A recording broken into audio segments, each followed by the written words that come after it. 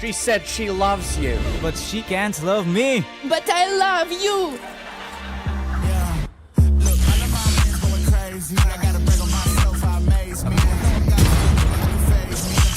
Like I'm back in the 80s. I won't play window anymore. What's going on? Play your role. 1xBet.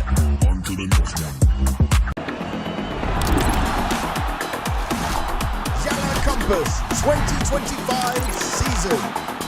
If anyone peeks through, they're both dead. They're both dead in the smoke. Bomb drops, popped up behind it at the edge of...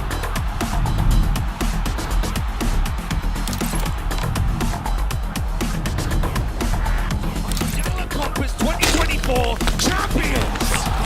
YaLLa, let's go!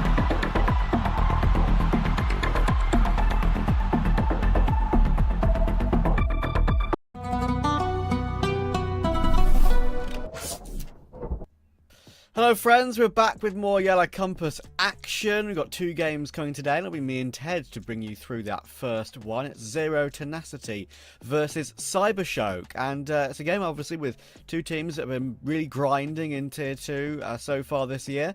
Ted, I think it's not actually an easy one to call at all. No, it's a really difficult one, and you know what? I just wanted to start it off by saying that the sun is shining outside. It's bright, it's really cold, but still, the sun is shining. How is it in London? Not shining? Yeah. No, okay. It's no. not that special day of the year in London, but, sadly. But the sun is shining. The birds are singing. It's ice cold outside, and I can't wait to watch some good old Zero Tenacity Counter Strike.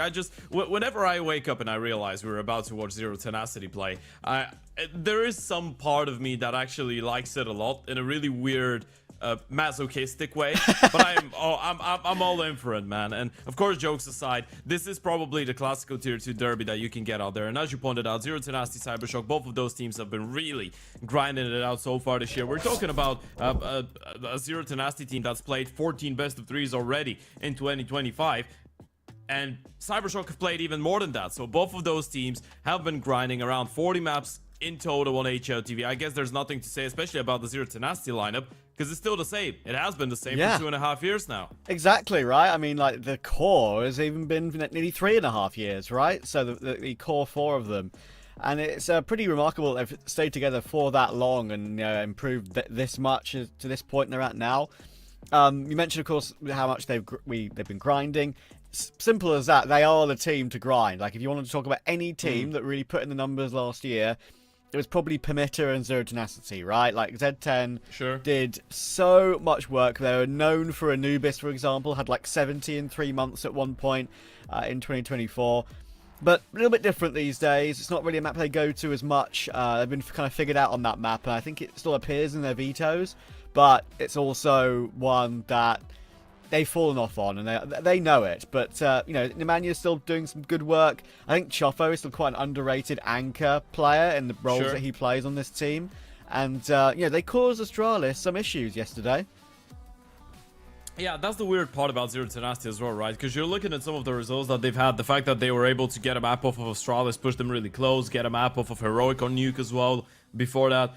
And then you're looking at some of the other results, and of course, no offense to those teams, but the CCT number 18 close qualifier, they don't pick up a map in 2 best of 3s against Kono and Rushby, right? And then just 2 weeks later, they get maps off of, or even 1 week later, they get maps off of Astralis, off of Heroic. They're looking really comfortable. Brute Monster's playing good Counter-Strike, as you said. Sijofo's popping up. Nemanja showing us some glimpses of that 2024 early months form. And it's just really difficult to predict, right? It leaves you scratching your head because you're like, well, we can get the good edition or the good version of Zero Tenacity that can be absolutely outstanding in the server. In the meantime, there is that version of Zero Tenacity that could get run down if the people on the other side of the server know what they're on about. And I can tell you for a fact, Trav, those guys on our screen right now, they know how to play Counter-Strike. Yeah, for sure. And, you know, Zero Tenacity, they do quite like to pick Train. We actually saw that on the Veto quickly there.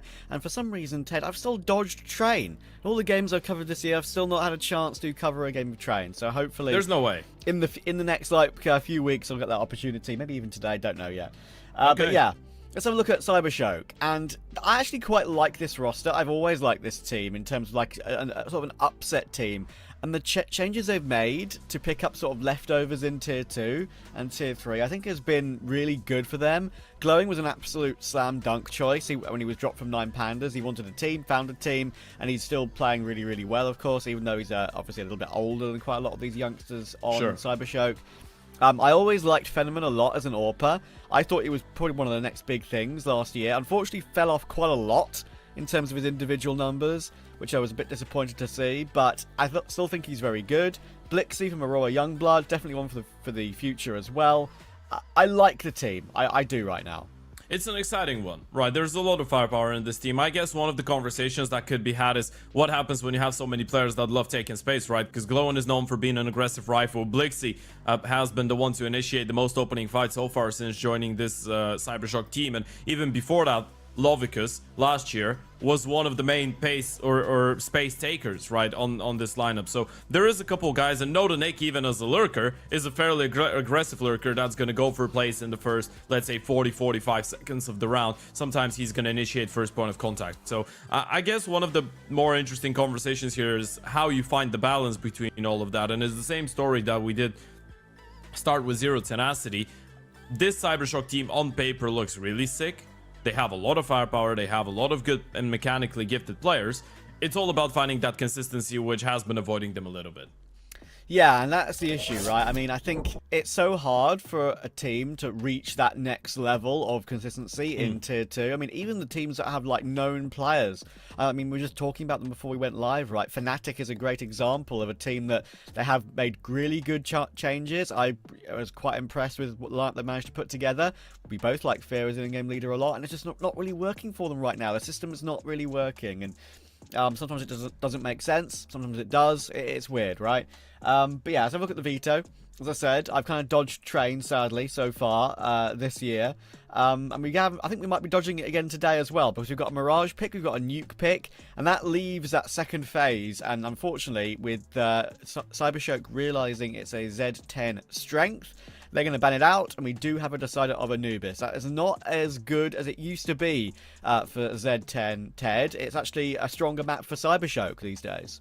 Yeah, I mean, if you're looking at the numbers, sure it is. And I feel like even in reality, there could be a lot to say about that Anubis from Zero to Nasty. I think you hit the nail in the head in the pregame when you said that they have been figured out in a way. I don't like putting it that way, but how I will explain it is I'm gonna put in a little bit more detail to it and say, when your entire, well, not your entire game plan, but a lot of the rounds that you win and a lot of the maps that you win are just, I guess, going around one person having a good performance and always making a play, and Nemanja obviously, then eventually people will start knowing how to counter that, right? Exactly. Eventually they're gonna get used to his tendencies, and eventually things are gonna stop working unless there's that second or third guy and a little bit more depth into the game plan that doesn't revolve around Nemanja creating space or getting a triple kill or dropping 30 bomb or whatever. So yeah, the Anubis has dropped off a little bit for the side of Zero Tenacity, which is a bit of a shame, because there was a point in 2024 where even top level teams, some of the best teams in the world, would look at and steal little play, so to speak, from Zero Tenacity, which is always a fun one. But yeah, I think in terms of the Veto trap, Nuke was, I guess it was either going to be a Nuke or a train, so you could have actually gotten your train there, but I feel like that Nuke punishment pick just sticks out as a sore thumb, so to speak, for the side of Zero Tenacity, and it would have been really surprising, I think, if they didn't go for that Nuke punish against Cybershock. Yeah, I agree with you on that one, and I think right now, unfortunately, the Veto for Zero Tenacity, it may be at some point last year, they'll be thinking this is a nice 2-0 for them. They were really looking super consistent, super confident, being an upset team in nearly every single group stage of a CCT, for example, and they were probably pushing to a really good level. Now, I think this reads as a very, very close 3-mapper overall. If we get to that side of Anubis, I'm actually very curious to see how that would play out, because as you say, Nemanja plays that mid position, played that mid position for so long, because he wants to control the map in his mind, he wants to have audio cues for both sides of the map, and that's why most IGLs in World Counter-Strike actually do default / play mid on Anubis. Quite a lot do, to sort of gauge what's going on. But yeah, as you absolutely rightly say, he's being countered now on that. And if you look at Cybershock's recent results on Anubis, they're actually really good. But if you look at them on Mirage, actually it's ditto here for Cybershock. It's not great for Zero Tenacity. They lost 5 in a row. Heroic, Bait, a team called Adventurers and CCT, Amcal, of course, who are pretty decent with that old DMS roster right now, and Little Red Door, that mixed team with some of the old ITB players in the Dallas Open qualifiers. So, not amazing. Sure, the winning against Astralis is very impressive, but Astralis are very, very hit and miss, right? So it's hard to gauge. Of course, Cybershock also have lost 3 of their last 4, but again, okay opposition. BC Game, you know, Amcal again. Some sort of streak is going to have to be broken here, I feel. Yeah, it has to, and I think if you're Zero Tenacity, because obviously I didn't watch that Astralis map, by the way. So when I saw them pick up a Mirage against Astralis, I was like, whoa. Hold on a second, what happened there? How did that end up coming in? And you know what? If there was a silver lining for Cybershock or for Zero Tenacity, sorry, on that Mirage, it would be the fact that just a couple days ago you beat a really big team on this map, right? You can't say one of the best in the world right now for obvious reasons, but you still beat Astralis. You still beat the players on Astralis that in previous teams, in previous iteration of this lineup maybe, were incredibly good on Mirage, right? So I think if you're Zero Tenacity, you're just going into this game knowing that Cybershock have lost their last 2 best of 3s in a row, knowing that you yourselves have been struggling to find consistency, but still the Veto doesn't look too bad for you, does it? I mean, you have a heavy punish pick on Nuke as the second, and then Mirage is one that you were able to steal away from the Danish powerhouse just a couple days ago, so there might be some contest in there. Now, the one thing that I think stops me from fully believing in the Zero Tenacity win here is the insane amount of firepower on the side of Cybershock. You're looking at guys like Glowen, you're looking at guys like Phenomen that have been playing some inspired Counter-Strike in the last 1 month, you're looking at pure, raw mechanical players like Noda, Naki, and Blixie as well that are incredibly sharp, and even Lovicus is no slouch. So it's going to be a difficult one for Zero Tenacity. For sure, let's get into the action on Mirage. And yeah, difficult for Z10, mainly because, you know, they've lost some of their, you know, absolute nailed-on picks, which is why they, in particular, right, have tried to integrate Train a lot recently, and they've done a good job at that, but it'll be a bit slightly different today. Brute Monster will get himself 2 in the end, actually. As Simkey is removed from that jail position. That's a position I love to play, and sometimes it does go a bit like that on a pistol round. Usually better on rifle rounds, and AVN will get caught on the flank, but Nemanja, Phenomen will not be expecting that second player on that flank, so 2v2. Yeah, Sijofo trying to look for the players. They've heard the steps of both of them. They know it's a double pushing towards Kitchen. Issue is, the defuse kit is actually in towards Modi right now. It's not even the player tapping the bomb, so they can't really stick it. First tap has come through. Now they might try and hold it. There goes the smoke as well, but it's still not the stick. Nemanja able to find the first one, and it's just Blixie tapping away, but the kid is on the defuse, and never mind. Blix, even if you get the kill, you're not going to be able to get them off of that defuse. Snipe out, somehow still alive, but the round goes in favor of Z10. Oh, it's awkward. That's so frustrating. If he had a full clip of bullets on the Glock, he probably kills Nemanja. Probably doesn't deny the defuse, but maybe at least gets a second kill as well. That's a shame.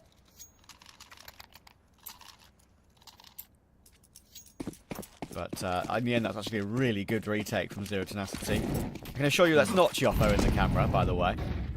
Oh, yeah. Yeah, and that's not a Neki. I looked at it for a second and I was like, wow, Chioppo's grown a lot of hair in a space of 2 days. Yeah. Yeah, we're just looking at one person right now. It's the ultimate reaction cam experience, though, right? Yeah, exactly.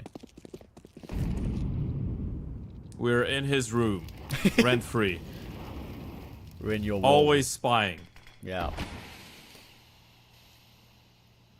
So, bomb plant. 1984. Bomb plant means buy. And it's a slightly better buy than is often the case, since that particular meta got nerfed ever so slightly. This time we've got 3 rifles in play, alongside a scout and a deagle. They've got okay util as well, at least enough util to do what they probably want to do. So, where can they get into position? Oh, that's where. That's a nice opening. Brute Monster out of the equation. Lovicus putting that rifle into good use, and as we said, it's a pretty hefty investment coming out of the T side. Utility, not of plenty, but you do have the rifle. Sadly, Avian has picked up another one, but again, the A-bomb side just crumbles. They have the 3-man stacking towards B right now, Z10, but it's not really gonna help, is it?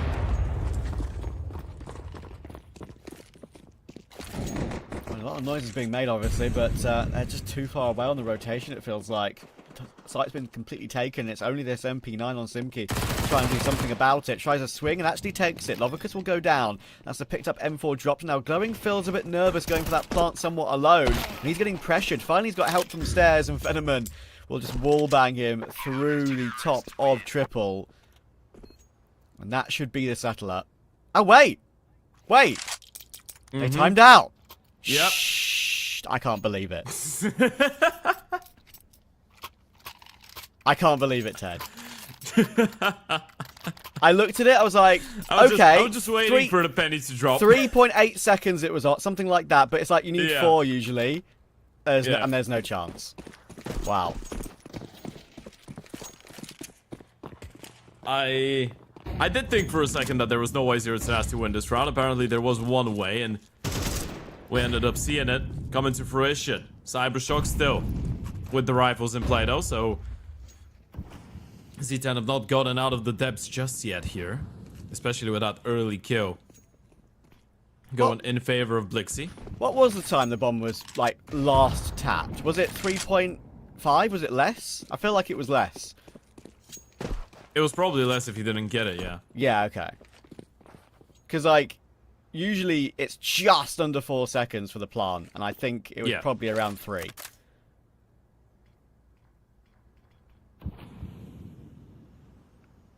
I mean, if you start planting while the animation is going between 4 and 3, you could have it. Yeah, that's what I thought. It's a really close call.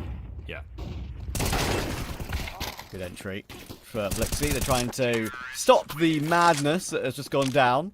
And funnily enough, of course, that round is the one that goes completely cleanly for them, despite losing it before. But with all the damage done, obviously, to Zero Tenacity, their money sucks. So they're double eco, and we'll have to force back in again. Yeah, actually works out worse for them, the fact that they won the previous round, by the way, because they got baited into it. They did go for it, still lost a lot of players. And now you've lost the subsequent, and you're left with 4 pistols and a scout in the hands of Brute Monster. So there's a great example of how even if you do have a bit of a blunder, you can come back really quickly on the side of Cybershock. Now they're in full control with the rifles, with the scout. You can just play a slow round, make sure that you're not giving any early picks to the Deagles and the scout. Just group up, refrag efficiently. And if you win this one, you're probably going to find yourself in a 3-2 lead position. Seems a 10 win a few of these, though. It's dangerous with the Deagles. Scout on Brute Monster can be very dangerous as well. They got mid control, they got the smoking toward window. There's a couple of players around connected they have to worry about, and that's Nemanja wall banging away, stuck on that corner box, and they know that he's got no way out, but he's been lucky to get out, has to be said. Joffo now in the cubby. They might not think he's there after Nemanja just shown his hand. It's a bit whiffy, but he gets the kill. It's an opening, but Glowing will trade, and now it's down to Brute Monster. Nice headshot again. Molly will force Choffo out of the round, but still 3 versus 3. More damage being done. You don't need to fight for this one, lads. Get the bomb and leave, and more damage. That's a lot. Yeah, they're so low on HP right now, and crossing towards the back of the bomb site. Brute Monster is not gonna let him do that. Venom does go down, didn't even need the headshot, but he's just taking player after player down with the scout. Not until Blixie walks in towards kitchen. This double kill might actually put the round at bay, and I feel like it has. Nemanja low on HP, only 3 of it left. A Galil in hand, and he's already calling this one off. This one became so scrappy for Cybershock with the bomb being stuck in towards the ladder. Nearly went down in towards short from the Deagles.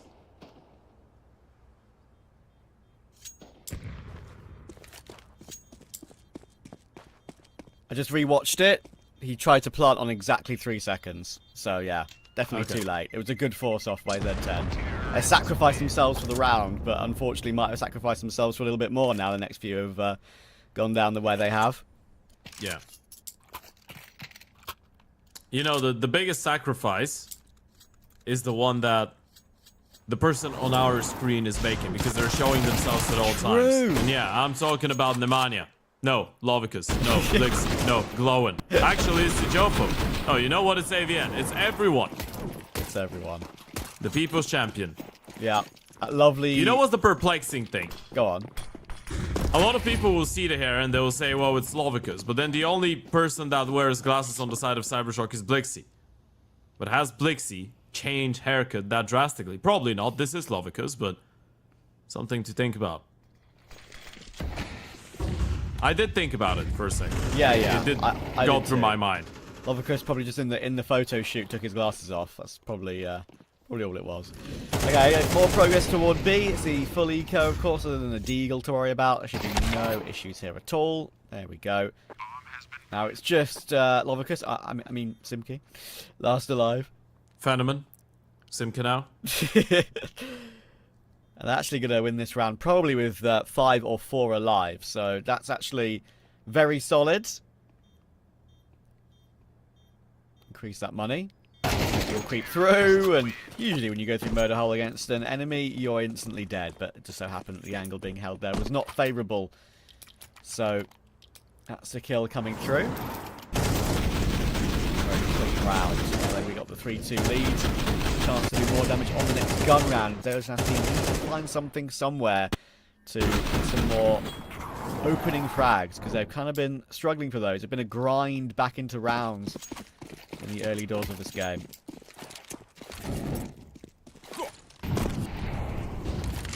Yeah, it's been a tough one for Z10. I mean, you're thinking about the second round that they won. The first one was a pistol. Second one was that no time situation for Cybershock that we won't discuss or mention until the end of this game. But ever since, buy round wise, Z10 have been struggling. This is the first proper investment in a long time though. Open the hands of Brute Monster, a couple rifles over around as well. Utility is not perfect, and on minute 20, you have what? 1 smoke, 1 flash, and 1 HE left. No kit in the mix either for the CT side. This is a really brave investment from Z10 to go for all the rifles here. They've made a big sacrifice.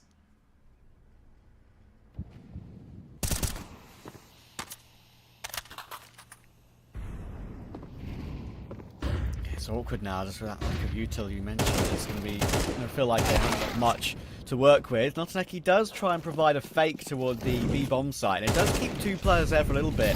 Now they know there's Palace present, so that's good information. And Nemanja holding the line, good damage, 1 kill and half damage on maybe 2 more. Avian will go down to Fenneman in the end, so he's going to rotate in to help out now. Simki's still in that Palace position, or in CT, and with Choffo still in that Palace position, it's so awkward to be able to hold a decent crossfire for Cybershock here. They've had to fall back to Jungle and Tetris, and eventually Choffo will go down. It's down to Simki. He finds one. He knows where Fenneman should be. He's moved through the top of triple, but Fenneman is better, and Cybershock will keep on trucking. Yeah, absolutely. What is the chance that this is Fenneman, and he just has glasses and changed the haircut? It's either that or Lovicus is so focused while his teammates are playing, by the way. I'm still detecting Ted on the case. It is a, it's still getting a bit... Because he brain reacted to the scrambling 1v1 right now. like he played it. Yeah, exactly. It's brain scrambling right now. What is going on? That's why we need those pictures to get updated more often, by the way. Because people do change. They do. The hairstyle definitely indicates it's what Lovicus used to have, you know? Because obviously you see he went a bit blonde bleached for a little bit. Sure. Look good, to be fair on him. He's got that hair that fits that style. I can assure you I do not. Nor do you. Oh, it's me and your brother. I could go and rock the 2000s Eminem look. True, actually. That would be fire. Holy shit. You should do that. I am the man. Well, Nemanja, that's exactly what he's thinking going through that smoke. Unfortunately, Lovicus is there with the shutdown. And as we said, the last round being converted by Cybershock means that now they have a clear path to build up a big lead on that T side. And this is probably what we expected, especially if they keep this one clean. The Mirage of a side like Cybershock has always been really solid, even before the newer additions, even in the previous iteration with Levantino and Trunic. It always has been a good one, and as you said, maybe the results in the last couple of days have not been perfect. The losses against BC Game and Amcal and Fireflux were not necessarily bringing them the maybe joy that they were expecting out of this Mirage, but all in all, when you look at the results, there's been some close calls. The Amcal loss, the Fireflux loss, one of the BC Game losses as well was the 2022, and then you're looking at convincing wins over Monty, over NIP, over Anonymo, a win over the Eyeballers to start off the year. So I think for them, maybe the case is we just made a couple changes. We know this is the map that we want to play. Sometimes the results are going to be off, especially against teams that have a little bit more experience than us on it in their 5-man lineups. But all in all, we can play a really competitive Mirage on a good day.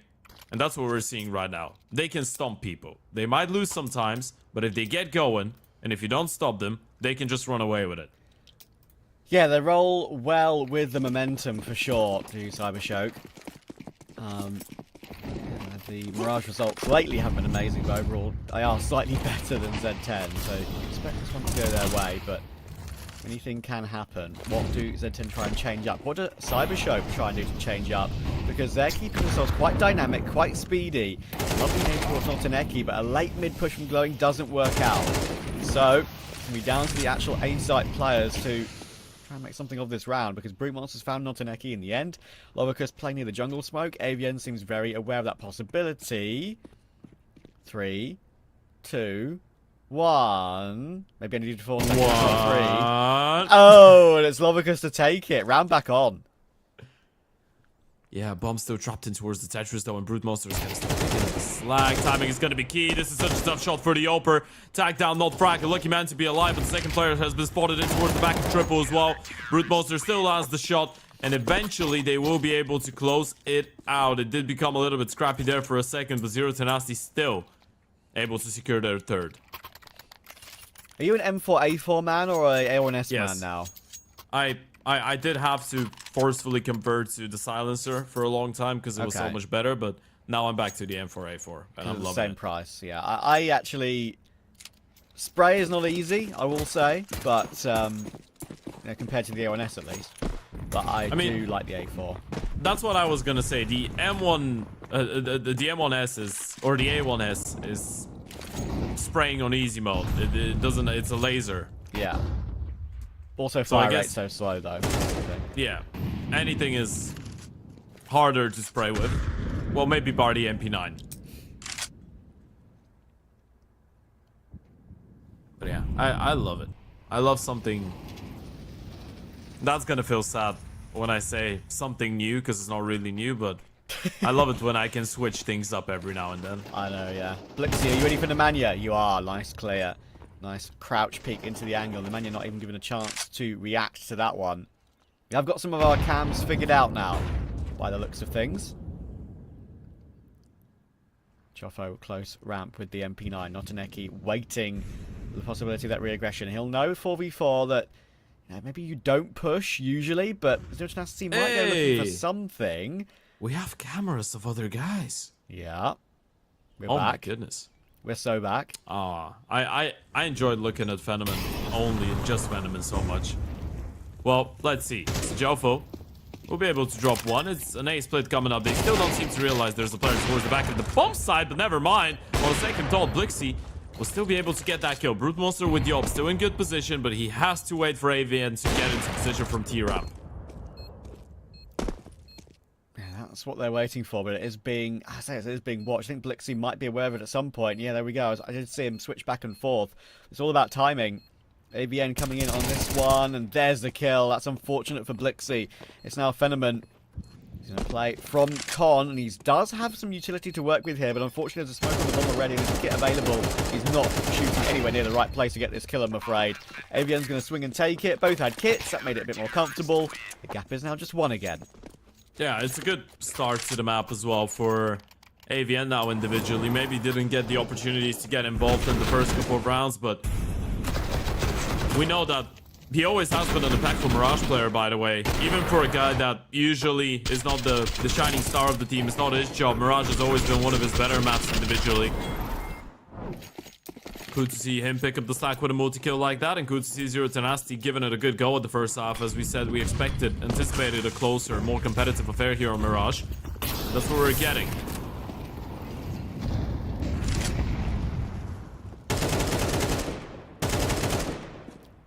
I like Glowing's camera position. It is. You can see his whole room. Very unprivate. Yeah. It's really open. Yeah. He's willing to share that with us. We appreciate that, Larry. Also, now we know he's not playing in his underpants. True. I'm sure some pros would. 1 for 1 early round. Molotov doing quite a lot of damage across the board, and that's the important one because they've opened up that pathway to the B-bomb site. They managed to strafe clear of that spray through the top con smoke as well. Fruit Monster may be here. Oh, that timing shot was so close. Flash out, looking for something. He's got one player in the open, but that's not an easy shot to hit either way. Otaneki will remove him. Leaves Shiofo to recover this one. 1 versus 3. He's got a kit, but with 3 to find, with an AWP posted. He's aware of the possibility of the Lovicus murder hole flank, but I'd imagine here that this one is just purely playing for X. It's not like he may have missed the timing on that, actually, funnily enough. But now he's seen him, and the trade will come straight back through. So that's 6, tie on the half confirmed. Yeah, and this is a great response out of Cybershock, right? Every single time, Zero Tenacity, I mean, I say every single time, Z10 were just starting to make us believe, right? They just get 2 rounds on the board, starting to, I guess, stabilize the economy a little bit. They get an early 5v4 courtesy of Nemanja. Sure, it does get refragged, but it felt like that was the opportunity for Zero Tenacity to make a comeback, and then it gets completely shut down into our short. A couple missed shots, by the way, a couple missed moves coming out of Z10. Especially the B-Abs jump there was probably not one that was anticipating a player on the other side. So getting caught off guard on some of those, and as we can see, 1xBet are favoring Cybershock for the win here. Of course, map 2 is going to be a little bit more complicated than what we're looking at right now, and this is still a pretty close one, but Cybershock could be able to run away potentially, hypothetically, with an 8-4 lead, which, considering how close, scrappy some of those rounds have been, would be actually quite insane for Cybershock. It would be a great result. Should be at least a 7-5 anyway, with the buy that they're 10 having this one. They're going to try and go aggressive together. Got 2 more players on the A-bomb site, but that is it. And they've all been removed. No shots have been hit. Eagle is looking for one, but just can't connect, and he should get run down now, even wall banged, and there we go. Nice shot, Phenomen. So, 7-5 at least confirmed. Can it be an 8-4 you mentioned? Now, can Simki put this smoke down, pick up the gun and get out? I very, very much doubt it. They're just looking to just run at him. And that could have easily gone wrong for Glowing, but it won't. He gets the kill for Alive. Their money's been good basically the entire half. Yeah, I think this T side of Mirage is a great example of the rifle diversity that we talk about on the side of Cybershock, right? There's so many people that can go for opening fights, and there's so many different ideas, so much versatility in the way that the game plan could go for those guys, especially on the T side. Lovicus can run in first, and he's been having a great performance, standing on 12 and 7, but Blixie can open space up. Nodaneki on the lurks can initiate first contact. Glowing most of the time, you'd rather have in the mid portion of the round, or even the clutch, where he can provide multi-kills, but he still could be an aggressive rifle. And then with Phenomen being 12 and 4, it just feels like everything's fitting into the right place for Cybershock right now. Quick A split coming up. Z10 do have the stack here. Yeah, awkward back position. You get caught when you gets pushed from Palace as well. And there you go, there's the entry straight up. They know there's a default player, and Chofo just cannot connect the spray. It's an awkward angle, that one, when those bricks can be in the way of your control of the kill. They'll just get completely run over. Brute couldn't even get into the action at any point. And another good example of how well drilled it feels like the Cybershock system is, purely with what they call out of spawn. I guess, yeah. I mean, most of the time, you're gonna go for rounds like that when you just feel like you can outshoot, out-aim your opponents, right? Yeah. You just group up, you use the U2, you run out, you feel really comfortable, you feel like you can just win the fights, refrag efficiently, or convert the post plants. That's what they've been trying to do so far, and it's been working out. You get the refrag courtesy of Nodaneki towards Palace.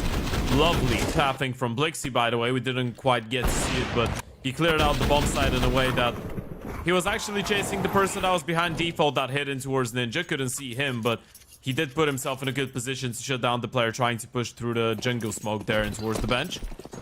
So Cybershock do get 8 rounds in the first half. Of course, this is their map pick of Mirage, and now moving into the second on the CT side.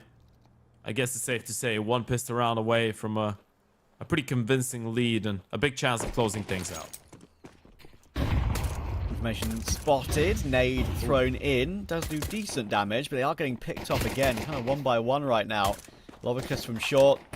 Doing a good job of holding them at bay, delaying them. They're going to finally leap their way out, and they're still a way back in, but they're just taking a bit too long, and there's so many of the rotations have come in already. Look at how much they're swarming the site right now. 1 bench, 1 jail, jumping up toward Van. They're both going to be spotted as well. There's just too many angles to face, and Blixie will get both of those last 2 very comfortable. Yeah, very comfortable is the way to put it, right? Everything just falls into place so nicely. You get the jump spotting player to see a couple players, deploy the HE, deploy the smoke, hide towards the bench. Lovicus from short shuts down the first player on the side of Zero to Nasty. That is the supposedly the space creator, right? See Joffo just go down straight away to Lovicus, and the moment that you shut down that first guy, it's so difficult for the others to just jump out and look for favorable fights. It did buy enough time for the rotations as well, and with the lack of a bomb plant, with the lack of kills, or enough kills on the side of Zero to Nasty in the first round, it's gonna be a full eco that has gotten a kill already. 2 of them. 1 of them being a team kill. That's tough. Awkward, but it's okay. Doesn't really matter at the end of the day. It's going to hurt them a tiny bit, but overall they're still going to have what they want into this next round.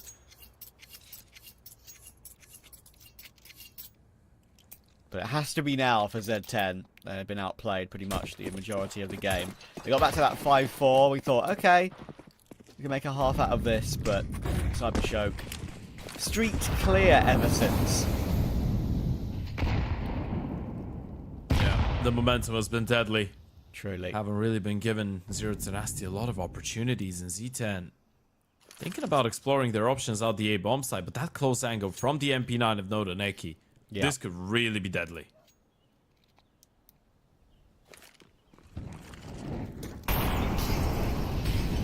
tag will be taken to the incendiary, so he hears what's going on. He won't hear what's going on, sorry, and won't have all the information in the world.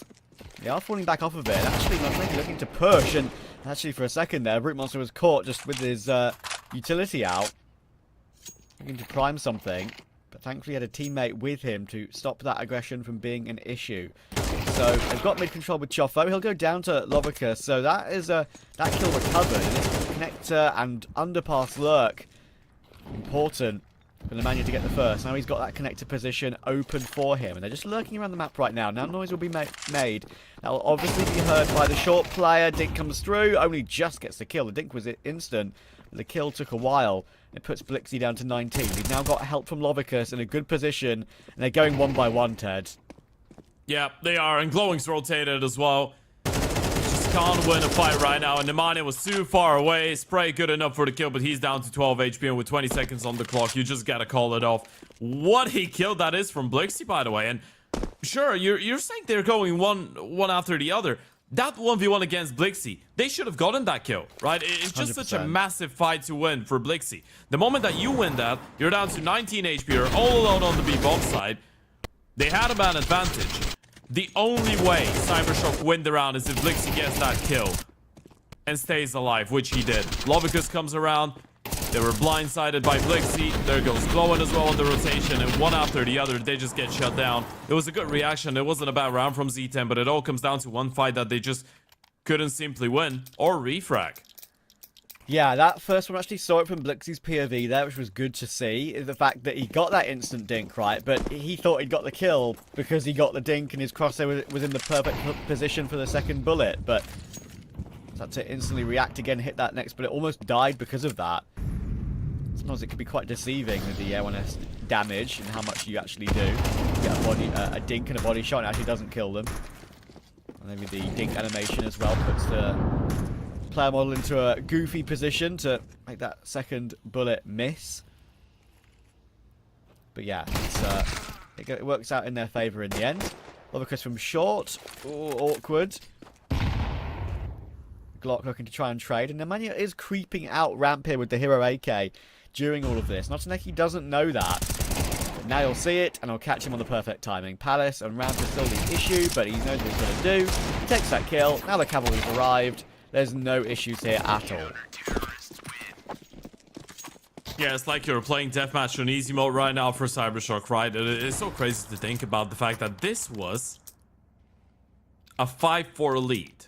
They've been able to get 7 in a row ever since, and it might actually be 8 as well to close it out here for Cybershock. It was supposed to be a much more competitive map of Counter-Strike, and I guess this is the wilderness of Zero Tenacity and how difficult it is to predict which face of Z10 you're gonna get. Just a couple days ago, this is the team that beat Astralis 13-4 on this map, and now you're looking at, or no, actually, it wasn't 13-4. I'm sorry, I'm lying. It was a much closer game. 13-10, yeah, sure. And now this could be a 13-4 unless Brute Monster just wins one round by himself. And he could do that. Lovicus has to deliver. Lovicus taking the Manu in the meantime, though, and Lovicus has still found that one for Suki. That's huge. And he's found Shiofo as well. Wow, how have they recovered this one so impressively? Tenement on the site. They don't know he's there yet. That drops ABN. And it's just Brute who started the round, but he can't end it. Cybershock 13-4. That was very, very easy for them indeed. Yeah, that was insane. What a performance from Cybershock, man. We did say that they are, and they look like an incredibly dangerous Mirage team. They have the pieces to be a good team on this map, and that's exactly what we saw. Fierce firepower, no opportunities for Zero Tenacity, or the few opportunities that they have, or they had, were just taken away by Cybershock. As simple as that. Lovicus had a phenomenal second half, especially in towards that short area with so many impactful kills, and in general Cybershock just looked like the far better team. Z10, it was a good start to some extent. They did make us believe in the first half they were going to give us a competitive one, but in the end of the day, you lose 7 in a row to lose this map. Even going into Nuke, considering that Cybershock, even though they're not the best team, are going to be starting on the CT side of it, there could be some worrying signs here for Zero Tenacity for this entire series, not only for the first map. Yeah, I don't even disagree with that. I mean, we mentioned a couple of the players on Cybershock who I've liked for quite a while who've been on this particular roster. Lovicus and Fenneman, they've just led the way incredibly well there. I mean, Lovicus 22 and 12, 144 ADR. That's pretty insane. And yeah, also like the other pieces just seem to be fitting together quite well. That they're all doing their job. 13, 12, 11, right? Like glowing with all the experience and just doing what he needs to do. Doesn't have to be the star guy every single game anymore. And yeah, I think it's working really, really well for them. And unfortunately for Zero Tenacity, that's their 6th loss in 7. And it's actually a weird look at their recent Mirage, isn't it? Because the only one they've won is against Astralis of all teams. It doesn't make much sense, really. No, it makes absolutely zero sense. But you know what would make a little bit more sense? Zero Tenacity playing well on their own map pick of Nuke. It's a map that they've been picking into a lot more lately and towards the latter stages of 2024. So not out and done for in the series still for Nemanja and Co. They still have a great opportunity to come back. Of course, we'll have to put in the work on the T side of Nuke, but we are confident that they know how to do that. And for the sake of the series, hopefully they will be able to do that, because we're not here to just watch a whitewash, right? We want to see a much more competitive game. With that being said, though, folks, we're going to send this one into a short little break, and we're going to be right back. Map 2 coming in right after this.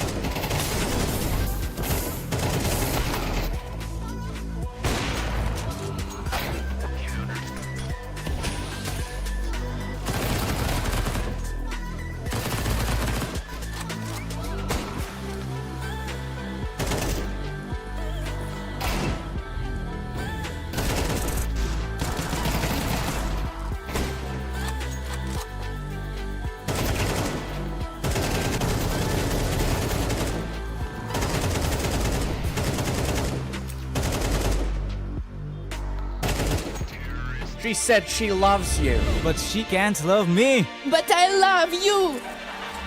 Yeah. Look, all of my men's going crazy. I gotta break on myself, I amaze me. Phase me. I'm seeing Joe like I'm back in the 80s. I won't play window anymore. What's going on? Play your role to 1xBet.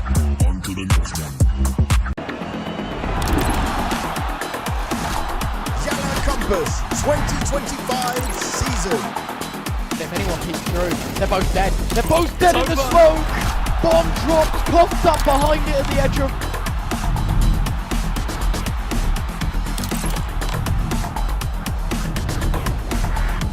YaLLa Compass 2024 champions!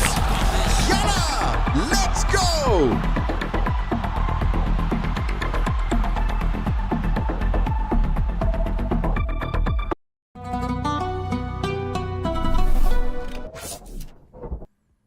A complete whitewash of a performance on Mirage, ladies and gentlemen. The Cybershock do make the first big step towards that next win here in the main Swiss for them at the YaLLa Compass. Zero Tenacity on the other side. A pretty tough start, all in all, right? They were able to get to a 4-5, I guess, deficit at the start of Mirage, and we were saying, hey, there might have been a chance for something a little bit more competitive. Surely they'd give us a little bit of hope, but then until the very end of Mirage, they weren't able to pick up a single more round other than those 4. And all in all, going into that nuke, we might be expecting something a little bit better, but with the CT side being the starting one for Cybershock Trav, there is still a world in which Cybershock could be able to make a case for a 2-0 here. Yeah, I'm feeling a good performance here for Cybershock. I think Zero Tenacity will actually look a lot better. And just knowing what I've seen from them in previous attempts, I think it's going to be quite a much closer game than map 1 without a shadow of a doubt. But yeah, if you just look at their previous results, right, Zero Tenacity, they are a little bit better. Sure, maybe this is a map they lost against Astralis on, but we saw what Astralis looked like the other day. They looked a lot better on Nuke. But they did beat Heroic on the map. They did beat other teams earlier on this year, like Veto, for example, on the map as well. Even a win against Spirit Academy, I think, is worth mentioning too. So, yeah, I think they're okay. But Cybershock, the main thing for them, I think, this year is they've only played it 3 times. They don't have many reps on Nuke as really compared to Zero Tenacity at all.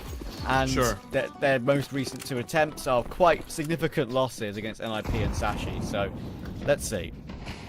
Yeah. The silver lining is you were able to get 7 rounds on the CT side against Sashi, and we know Sashi is one of the best new teams on this level of competition, so there might be something into that CT side worth mentioning and taking a look into. Pistol round has started already. Fenneman will burn to a crisp, and the bomb has already made its way down towards the B-bomb side. Blixie trying to respond here, but Lovicus has found first himself. Brickmonster will go down. That forces AVN forward. He knows damage has been done. And Blixie 3 HP. It's 1 bullet on the both of them pretty much. More tags coming through. Glowing's found AVN. It keeps them interested. It can force them forward. Now, with 2 players and double doors, it'll be very difficult to figure them out. They only managed to find a couple more, and it's just Chiofo, 1 versus 3. It's a hole in the door to work with, but it's being watched by Glowing. He's so ready for that, and the defuser will come through. What a retake. Yeah, what a retake and what a triple kill that is from Glowing, by the way. The double from Lovicus as well coming in. You did point out at the end of that Mirage, when it's such a comfortable win, like a 13-4 and everything's working out, Glowing doesn't really need to step in and show all that experience, doesn't really need to have all that firepower input, right? But on a map like Nuke, you will definitely need him if you want to win here against Zero Tenacity, and it's such a good signal to see him rocking on high cylinders from the get-go.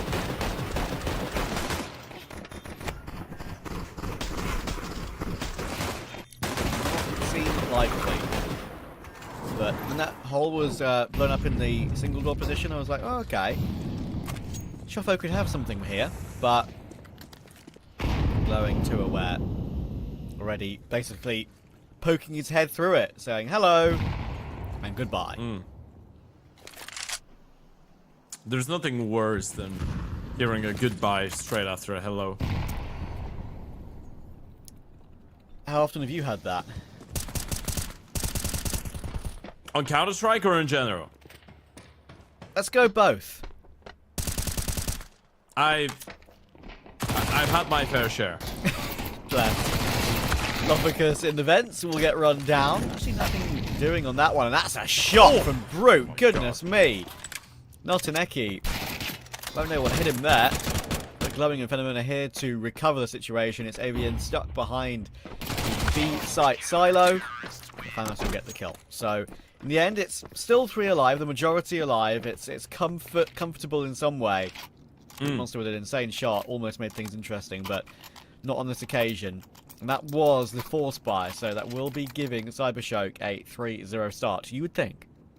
Yeah, and it's another multi-kill coming out of Glowin and Phenomenon as well, right? This is the main conversation that we were having before the start of the game. Those two have been without a doubt the best performing players on this team so far, right? You're looking at the 41 maps they've played so far this year. Glowin standing on 112 rating, Phenomenon standing on 110, and it is honestly nice to see that some of the best performing players at the start of a map that is supposed to be a lot more difficult than the first one are hitting some good shots. This is what could give Cybershock an opportunity here. And speaking about multi-kills, this is going to be yet another double coming out of Glowing. He does get shut down before getting a third, but he's already farmed up the cash with the MP9, so I don't think he's gonna mind too much. 7-1 for him. All 3 rounds he's been able to find a multi-kill so far. We keep the streak going.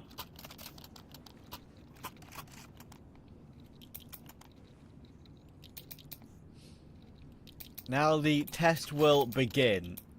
There's some nice shots are being hit by the Zero Tenacity side that will warn Cybershock slightly that the Deagles are on point. That could mean the AKs are as well. So, some warning shots. Phenomenon will check and see the util coming his way. Right click nade to break it open for him to give it a look, and actually it almost gets caught from that outside box position. That could easily have caught him when he was in credit card there.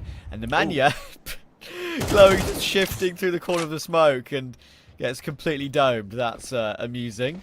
Yeah, welcome to the server. That's what it feels like playing against Nemanja, by the way. Sometimes you're just gonna do something like that, you will die, and you will feel like there's nothing you could have done about it.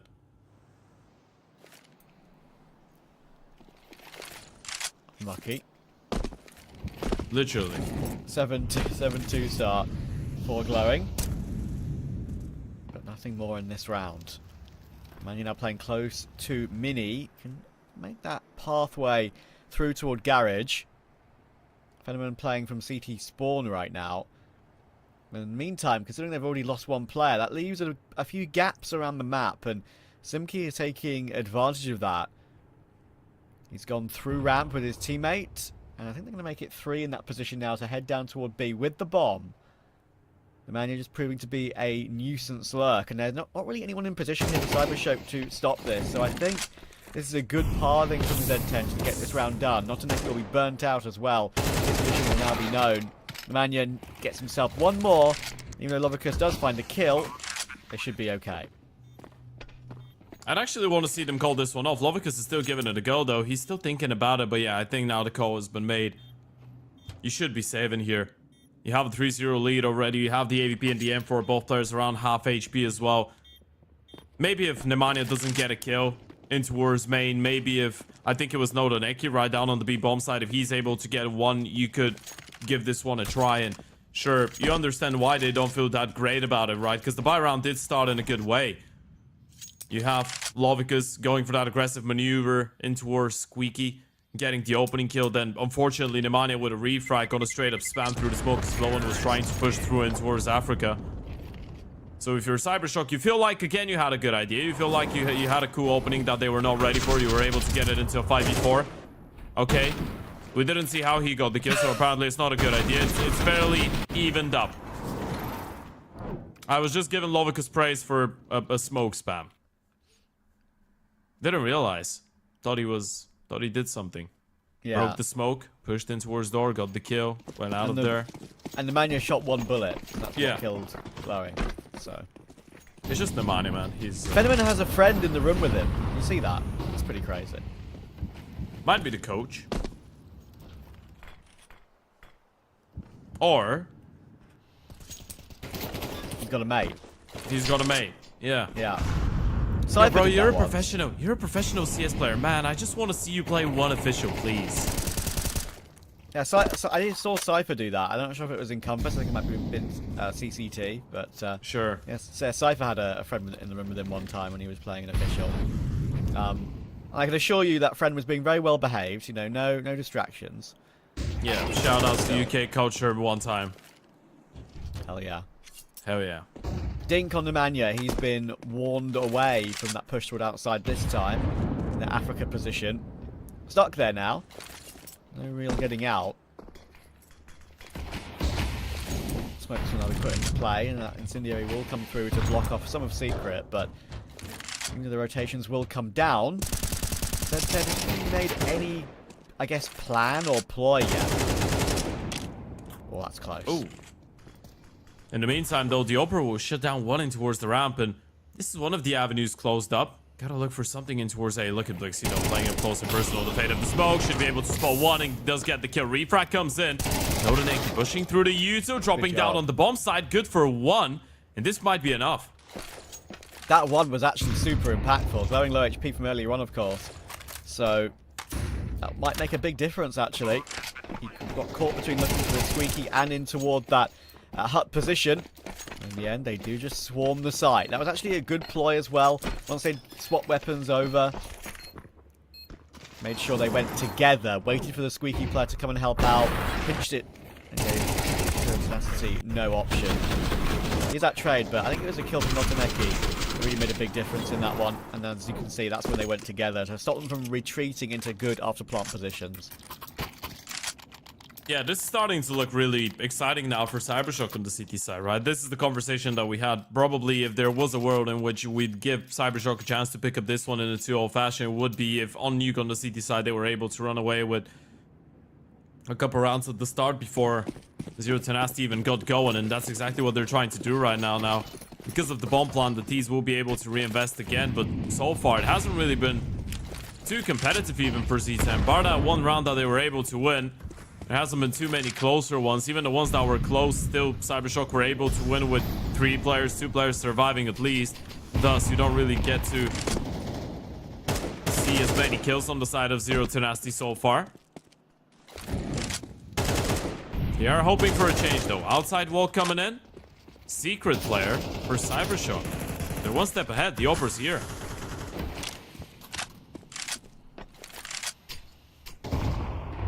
Click nades.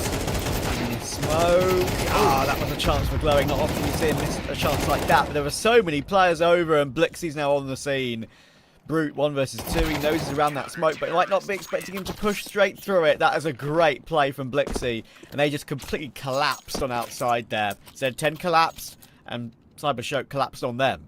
Yeah, it's like you're playing against ants, right? There's just so many of them. You're trying to walk outside, and then suddenly the smoke gets open. There's one player just whiffing their shots from Garage, and this was Glow, and you shut him down. You know there's one more player in towards main. You deal with him in a 1-for-1, and then you're thinking, okay, sure, we can cross down Secret now. We've spotted the Opera. Maybe we can try and fight our way in towards main. Maybe we can go into Garage, maybe Heaven.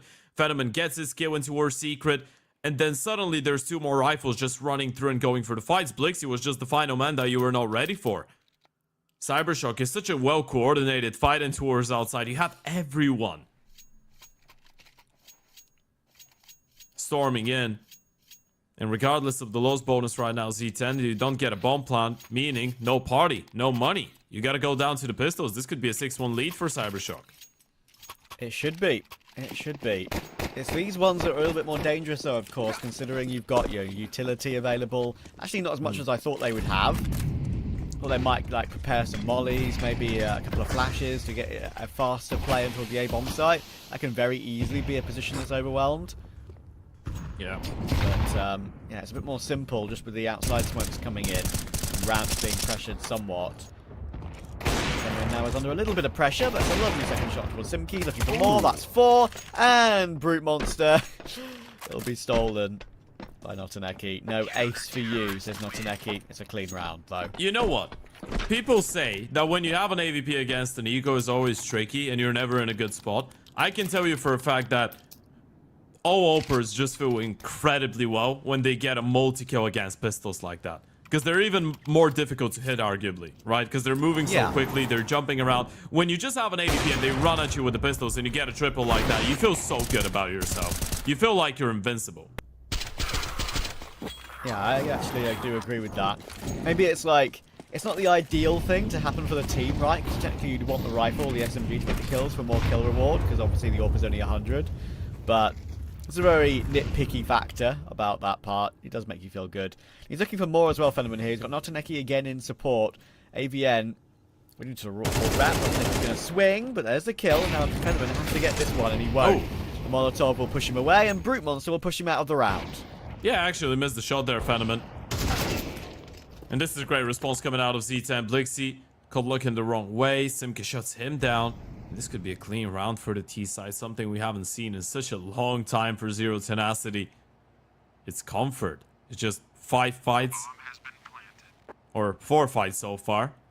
4 different avenues on the map. All of them just going in favor of Z10, and Glowing will get spotted any moment now. They probably will make sure that he doesn't hold on to the M4, and the 1 kill will be all that he gets. Zero Tenacity, 4 alive. You get a second on the board. Still not an unsalvageable T side. This one has to be just the start, though, and the CTs will have enough cash to go for at least 1 more reinvestment. Yeah, and I think as well, that round win for Z10, while it was clean, it basically came from Cybershock trying to change something up, right? Like, they went for some lobby aggression, they went for that ramp aggression into a trophy, and you think, okay, it's a good idea to do that at 6-1, change things up. I actually don't dislike it, just kind of failed miserably. So if they go back to their stock standard setup now, maybe that will be all good for them once again. We'll have to see if Z10 will be able to gauge what they've learnt so far.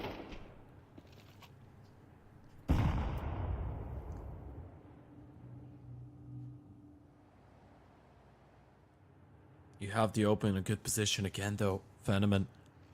Lying in wait as they approach the first line of defense again in a good spot. And when the secret presses, you gotta feel like it's gonna be a B play. Flash is good. Fenneman wayward with the first shot. Actually didn't realize he didn't drop down. Walks right back into the AK. Another opportunity. So much of the map taken. Ramp completely taken. And actually Glowing in a really good spot here. I'm going to be ready for this. Surely it's a 1 and it could be a 2. And that's massive because that's a bomb on the floor as well. Only 2 players together with that C4. Now it's been completely lost. And it forces Z10 to go searching around the map. Yeah, look at Glowing. Look at that reposition. You might not be ready for this. Lovicus will go down in the meantime to Simka, but Glowing really is the man that you gotta deal with. And look at Blixie coming in from the back lines as well. It's so awkward. They're spread around the map. No one knows where they should be looking. No one knows where the enemies are. And with the bomb being dropped in towards hell with 20 seconds on the clock, this round is already over. Glowing has spotted Nemane walking in towards main. Might as well get that kill as well here on the CT side. This is gonna be a 7 for Cybershock, and that's for sure.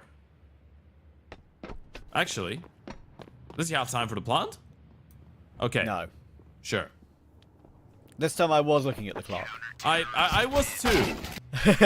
Oh no. Oh no, that's even worse. Oh. Oh dear. That's...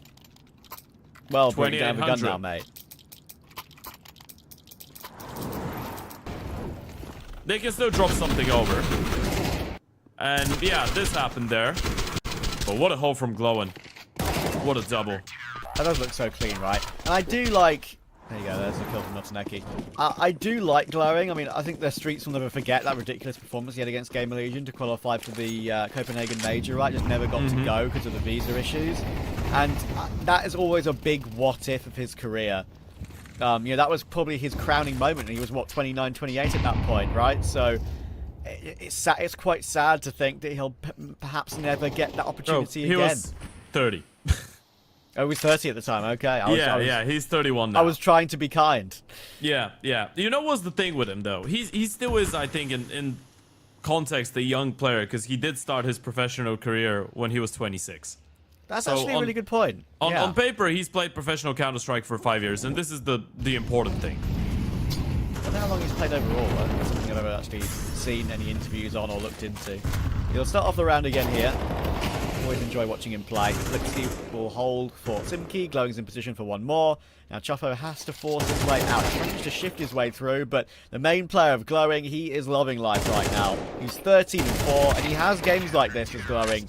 He delivers, and when he does deliver, it's usually in many numbers and not just one or two. Yeah, it's really obvious when you have an experienced rifle join a team like this, right? When he's used to playing against the best teams in Tier 2, and I don't want to say Nine Pandas was the team that was playing Tier 1 event, right? And he's had to take a massive step down, but you can clearly tell that there is a pretty high quality to the way that he's rifling. The consistency that he can show on different maps as well, especially on a difficult map like Nuke. Traditionally for Cybershock so far, he's been impeccable. And now suddenly it's up to Zero Tenacity to try and even stay in this one. They need 4 rounds here. That's an opening. They are trying to speed it up slightly. That little bit of an acceleration toward A was only a fake, and Phenomen's doing great work again. This is the Phenomen which I saw many times last year. He fell off a little bit individually after that. I was always like, choosing him as a player that could get an upgrade to a higher tier 2 team. Like, could be taking a risk on by maybe like a Paravision or something before they made their big changes. But sure, yeah, it's he kind of fell off, and I think he needs more progression. Phenomenal. I think he's getting that in now. His name. Yeah. True. Now I think Paravision shouldn't be touched. They're too good right now, obviously. Yeah. Unless Liquid want to make a move for Jame. True. Wouldn't that be something? That would definitely be something. Not the craziest thing Liquid have pulled off in the last couple Oh of years. my Oh word. my god, yeah. Liquid, get him, actually. How's he not dead? He's got away into single. What a joke. Z10 will be so angry at that. Choffo's 1 HP pretty much to an AK anywhere, and Blixie will take the headshot anyway. Oh, it's clean as anything. Wow. He just fist bumped a teammate there, right? So I think at least, are they all on boot camp? Or maybe 3 of them are? We don't have official info on that. That's why I guess that it probably was a coach that was behind the player that you spotted. That's what I thought, yeah. Yeah. Like, friend or coach. I mean, to be fair, that's what you said, but yeah, friend or coach. It does look like they could be in a boot camp. I think Nodonek isn't, because I could see his bed in the background. Unless they've got their beds in the boot camp room, which if they do, fair enough. That would be fire, actually. Imagine how chill that would be. I don't think it would be. Why? You're trying to DM someone snoring in the background. Okay, fair enough. But if it's a bed that's kind of only for them, Sure, just one person have their bed in the boot camp. one person at a time, then right. it's all good. There's no one going to, because they're going to be playing. They're not going to be snoring, are they? So, tell you who's snoring right now. It's Z10. They're 9-2 behind. They need something to talk about in this half, and it's just not working for them. Look at the spray from Lovicus. I'm sure we'll see a replay of that straight through Squeaky. I think he just killed them through the smoke. Straight up. He just fired a couple shots. 2 of them fell down. He must be loving life right now. And they must be loving life right now on the Cybershock side as well. This could be one of the most convincing wins we've seen out of Cybershock this year so far. And this is on the back of 2 consecutive losses. You dropped the series to BC Game. You dropped the series to Monty. This one could be one to remember against Zero Tenacity though. 6 rounds is all Zero Tenacity have won so far since the start of the series. And it might stay that way.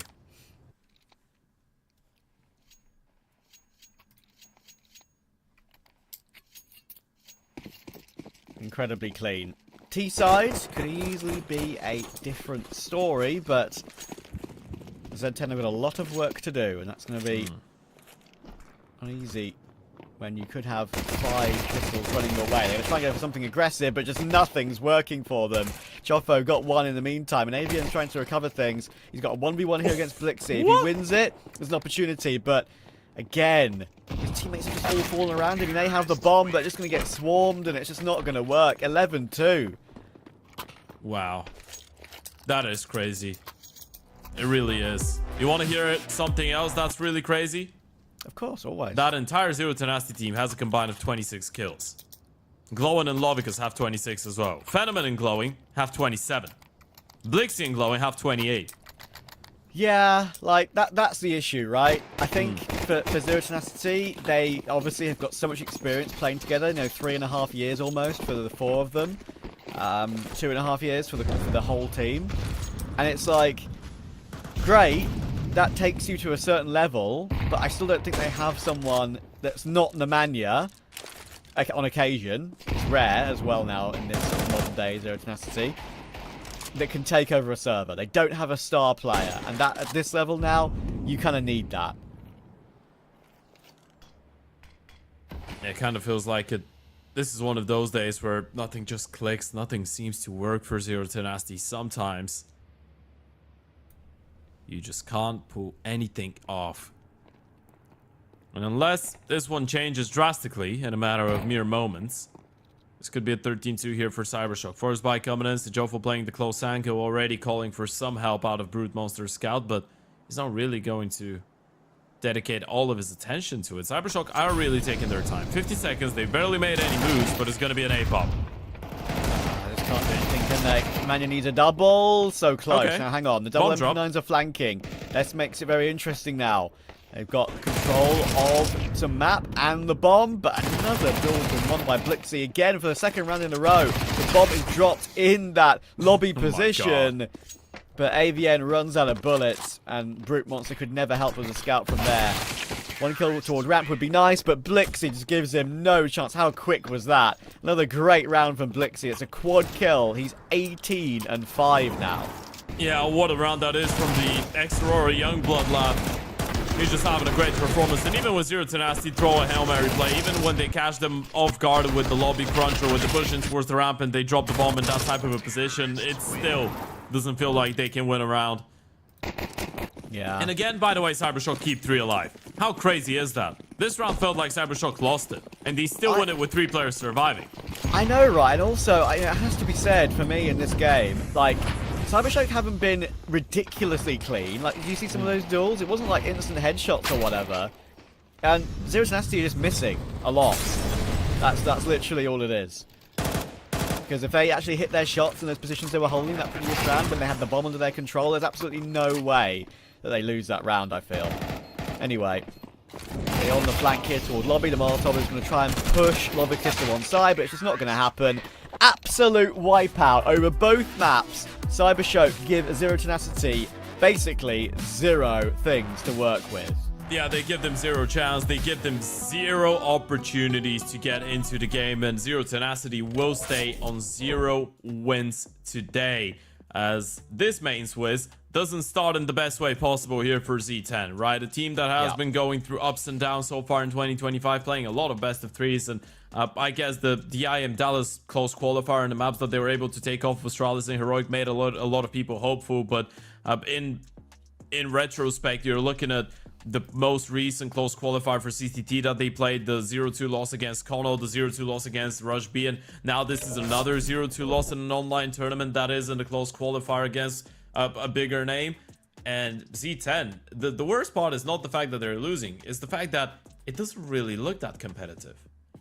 That's the worst part. Yeah, and as I said, was kind of describing in that final round, it's like, I don't think teams who are on it individually would lose a couple of those rounds in the situation they found themselves in, right? Sure. Like, Cybershock didn't hit ridiculously clean sprays or headshots to win that particular situation. It was a little bit whiffy, and Z10 often just missed. So, yeah, they, as I mentioned about them needing a star player, obviously they're not going to make any changes. They've signed contracts. They've been together for 3.5 years. It's not a team that makes changes.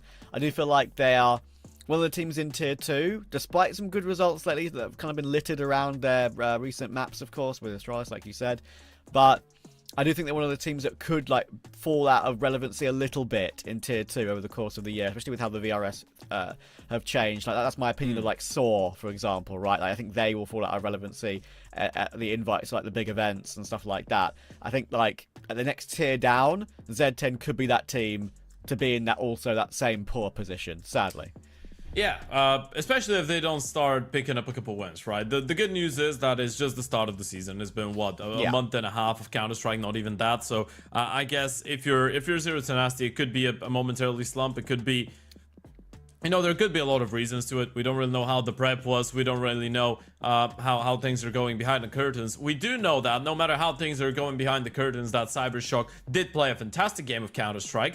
And we are already good to go with an interview here. We're going to have Neki from the side of Cybershock joining us in. And of course, there's going to be a lot of positive things to talk about, considering that almost everything worked out today. Neki, hello. Congratulations on your win to start us off. Can you hear me? How do you feel? That was yes. we can hear you nice and very, very loud.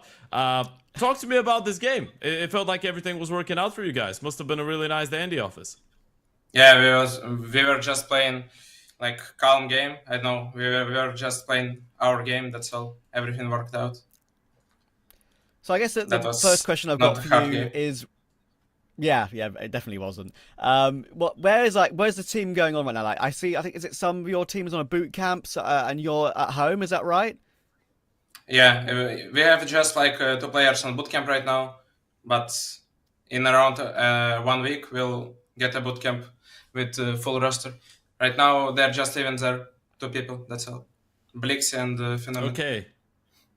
I am interested, by the way, because you did make those changes at the start of the year, right? Obviously, you bring in Glowin, you bring in Blixie, and it's a bit of a revamped iteration of Cybershock. So what is the dynamic in the team like right now? Do you feel like there's more voices to the team? How would you elevate on playing with Glowin and Blixie now that you're 1 month in? That's nice to play with them. They bring more voice, as you said. We have better team speak. We understand each other more, and we just need time to get better. That's all. Well, you definitely seem to be on the right track at the moment. I mean, that was a very comfortable game. Is there anything in that game when you like watch back a demo, like later, for example, it's a stomp as ridiculous as that?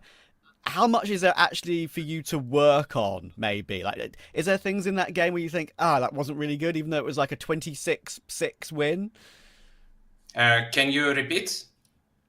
Basically, do you think you have anything to work on even when the game is that easy? Yeah, for sure. Like in every moment you can do better. We have many things to, even from this game, we have many things to talk about to get better in every game like this. I think we can round it out with something that has been a reoccurring topic in Tier 2 Counter-Strike. You guys have had really good games, but then you've had games where things just seem to be off. So consistency seems to be a bit difficult to find so far for you. What do you think the reason is? And do you feel like this is just you getting used to playing with Glowing and Blixie and you will need a little bit of time to become a little bit more consistent? Yeah, I think we just need some time to get more consistent. And we will understand each other more in this roster. Because we only play in around 1 month. And of course we need time. We are a young team. Only Glowing is a very experienced player here. Yeah, well, you definitely seem to be on the right track. So congratulations on the win and best of luck for the rest of your officials coming up this year. Thank you. Thank you. Good stuff, Ted. That was such a wish, by the way. It's like you're not going to talk to him until the end of the year. Good luck with all your efficiency. I know, but you never know, right? It's like maybe it won't be him. It might not be him for the next interview. I might never get a chance to talk to this man ever again. You know, I've got to wish him the best of luck for the longest time possible.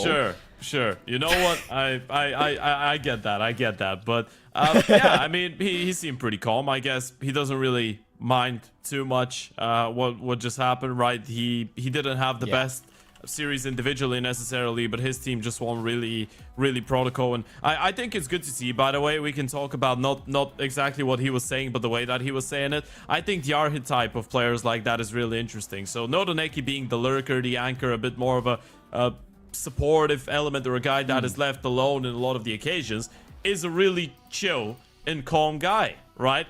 Not a lot of emotion, not too flamboyant of a character from what we saw. And I feel like this is just, for me, it tells me that this man is doing what he is supposed to be doing in the server, according to what type of a person he might be. Oh yeah, I mean, and don't forget as well, this guy's played with a lot of the up-and-coming players in the world of Counter-Strike right now. Donk, Magnajez, Alpha, like all these players have come through Spirit Academy, right? Like he's got a lot of knowledge from these guys. of how to play specific roles, and I think actually it deserves to be mentioned that a lot of his stints on Spirit Academy were with Sotfik, and Sotfik you know, brought up the current Spirit in a way, right? So yeah, deserves to be mentioned, and he's doing a good job on this current team. They seem to be on a really good trajectory at the moment, and look at that. I mean, Glowing, Fenneman, and Blixie, like, look how little deaths they had over the 2 maps. Crazy. Yeah, absolutely insane. And I guess it's just one of those days. If you're Zero Tenacity, you just scratch it. You say, okay, today wasn't the day, nothing was working out, we're gonna take a look at the demo, figure out what we can do better next time. But every now and then you're gonna have those days where things just don't work, right? And I guess there's no point being frustrated about it. Those are the games that you learn the most out of as well. And on the other side, I mean, Cybershock didn't really give them too much chances. And with that being said, Trav, because of how quick that game was, that was a 1 hour 10 minute, 1 hour 15 minute if we're not counting the interview, obviously, best of 3, and that is with the break included. So around, let's say, 60 minutes of playtime for 2 maps of Counter-Strike. Because of that, we're gonna have a really long break, but we still have one more game coming up after this one, right? We do. I believe it. I think, is it 9 versus YaLLa, or did that get rescheduled? I have to double check. No, that this right is now. the one. This is right. the one. I'm right. Okay. There are so many different changes in you know, VRS and various other things with rescheduling and other tournaments. It's so difficult to actually keep track of things a lot of the time. But yeah, we do have one more game. We'll be handing over some colleagues for that one. But for now, I will see you guys in probably about an hour and a bit for those colleagues to replace us. But I think we're back tomorrow, so we'll see you guys then. Cheers.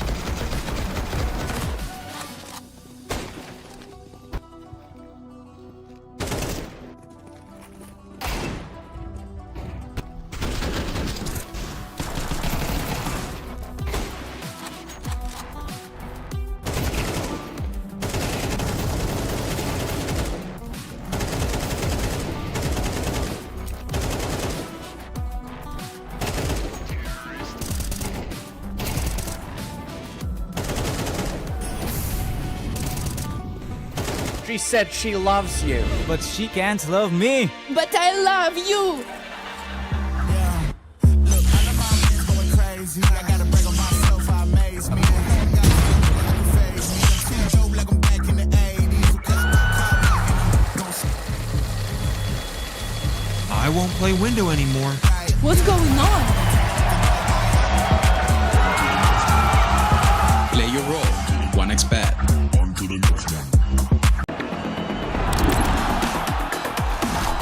YaLLa Compass 2025 season. If anyone peeks through, they're both dead. They're both dead in the smoke. Bomb drops, coughed up behind it at the edge of.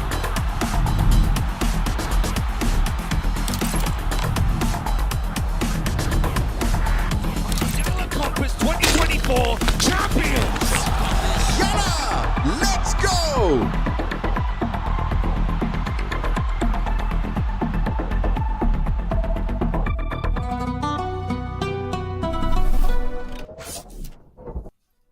Welcome back, ladies and gentlemen. Game 2 nearly ready to go. Our final game of the day, and we've got a little bit of a change of the guard. It's myself, Surfer, and my good friend Josh alongside me for our second game of the day.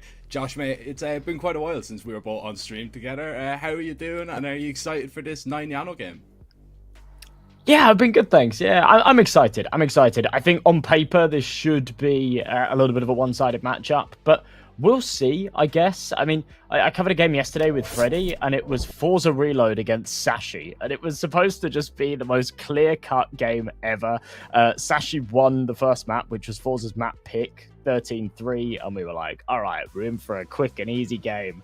And then somehow the second map went the other way, third map went to Forza Reload, and an Academy team sort of arguing with top 200 in the world somehow took down a top 40 side. So I'm open-minded. It's kind of made me realize that anything can happen, especially here in the opening matches in the Campus Swiss stage. But taking a look at these rosters, there's some strong pieces here on 9. So for YaNO to kind of make any impact here, it's going to be a tough one for sure. Yeah, definitely. You know, I think they're going to be up against it. You've got a 9 team that are quite high up when it comes to, you know, the VRS, so they're getting, you know, a lot of reps in after making kind of those changes towards the end of the year. They're getting a lot of invites, they're playing a lot of tournaments, and yeah, it's kind of been a little bit up and down. They were actually on a 6-loss streak up until about a week ago. Then they started, you know, kind of getting into their own, kind of winning a few games, beating a good few teams, beating the likes of Nexus, beating Eklot, beating Ents, and then Copenhagen Wolves as well. They have a couple of losses in there, but to Ents and Astralis, which are, you know, arguably stronger sides, you can't really fault them too much for what they've been putting up in the server. And you know, if you're looking at some of the players that they have and some of the players that have been performing, Favin is one of them, who is kind of one of the guys that has come in and taken this 19 by storm. But that ever-present Opper, Mantu, you know, he is just such a danger. He's such a threat when he's on, but I think he battles with a little bit of consistency issues. Yes, obviously a bit of a rehaul roster, right? You've still got those 2 original pieces, Rouse calling the shots, Mantu with that AWP, but the core 3 has changed about a month ago. They made some switches, and yeah, obviously instantly it really didn't work. They were on a rough loss streak, 6 best of 3s, but finally they've got past those teething issues. They're finding their footing, and as you say, yeah, those wins against Ents and Eklot the other day were quite impressive. That was in that Blast Lisbon qualifier where they made quite a deep run. They made it to the close quals, and I think if you lose to a side like Astralis, you can kind of bow out with a bit of class. But a deep map pool, they're actually playing Train at the moment, which is always quite exciting. Permaban and Mirage, something that I doubt we'll see today. It's a little bit of a problem for YaNO because it's actually sort of their best map. It's one they often pick into. So not being allowed to float that one and it likely being banned out first here could be a little bit of an issue for them. But we'll jump over to the other side of things, take a look at this YaNO roster that has also undergone some changes going into 2025. They haven't had too many opportunities to play, to be honest. And this is something that you touched upon a second ago and something that me and Freddie were talking about yesterday as well with the Forza Reload side. It's a team that are very capable, but with the VRS system, it's great if you're high ranked and you're getting loads and loads of invites and, you know, your calendar's absolutely rammed. But if you're outside of that sphere, it's really, really difficult. Like for Forza Reload yesterday, they showed that they had the potential of beating top sides, but they haven't even played enough games to have a VRS ranking, let alone whether or not it's a high or low ranking. And therefore, they're just not getting any invites to any VRS events, and it just makes it impossible to climb, right? And I feel like that's maybe a little bit where YaLLa are right now. They've had a really slow start to the year. They ended last year with some decent results. Remember that Espo event, the Elita event, where they had that crazy win against NIP, and everyone was quite shocked with that one. But going into this year, they've not had too many opportunities, and the ones that they have had, they haven't taken very well. So I don't know what's in store for us. They brought Smiley back into the roster. Henu's now the man calling, and he's very, very capable. He really showed that on Ents Academy. So yeah, we'll see, I guess. As I say, I've learned to keep an open mind with this, and they are a side that when their individuals step up, if Alu's hitting shots with that AWP, he could definitely make something happen. Yeah, I mean, look, it's tough, man, because I'm looking at this team and I'm looking at this side, and JANO, they had a really good result towards the end of the year to actually get up in the VRS rankings. Having a deep run at Elisa, it was actually a kind of a situation that we were looking at that YaLLa team and wondering we're going to even still stick around as a team, because there were some talks and there were some whispers going on that YaLLa had just kind of come together and they'd made this team for that event, and then all of a sudden they started getting invites at the beginning of the year, but it turns out actually that they were one of the VRS irregularities, so to speak. So they didn't really kind of get into any more events since then, so we haven't seen a lot from them, but this is their definite chance to perform. They're going to be up against it, but we'll see what the Veto has to bring and see what maps that are going to take place. And well, we are going to see, of course, an Anubis ban and a Mirage ban to kick things off. You were mentioning Train. I expect to see it, maybe not as a pick, but maybe as a third and final. And then we're actually going to see it removed. So I'm a little bit disappointed, Josh, to be honest, because I would have loved to see a Train, but we're going to see a Dust Decider.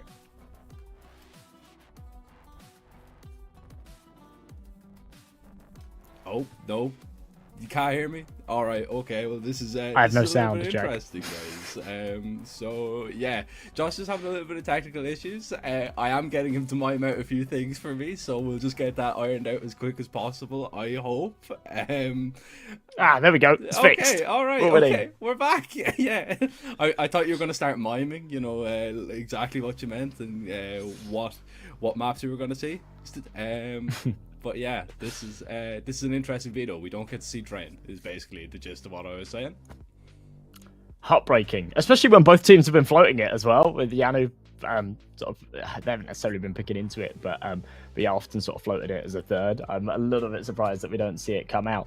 But as I alluded to just moments ago, right, with 9 insta-banning Mirage, YaLLa are now in quite an uncomfortable position, right? They're playing 3 maps where don't really have the reps in, or for Ancient, they've just had a hard time, right? You look at it, I know we really don't have a very big sample size to deal with here, but they've played 2 games on Nuke, they lost both of them. They've played 4 games on Ancient, they lost all 4 of them. And we're not talking about close losses, we're talking about single digits, right? 13-5, 13-2, 13-7.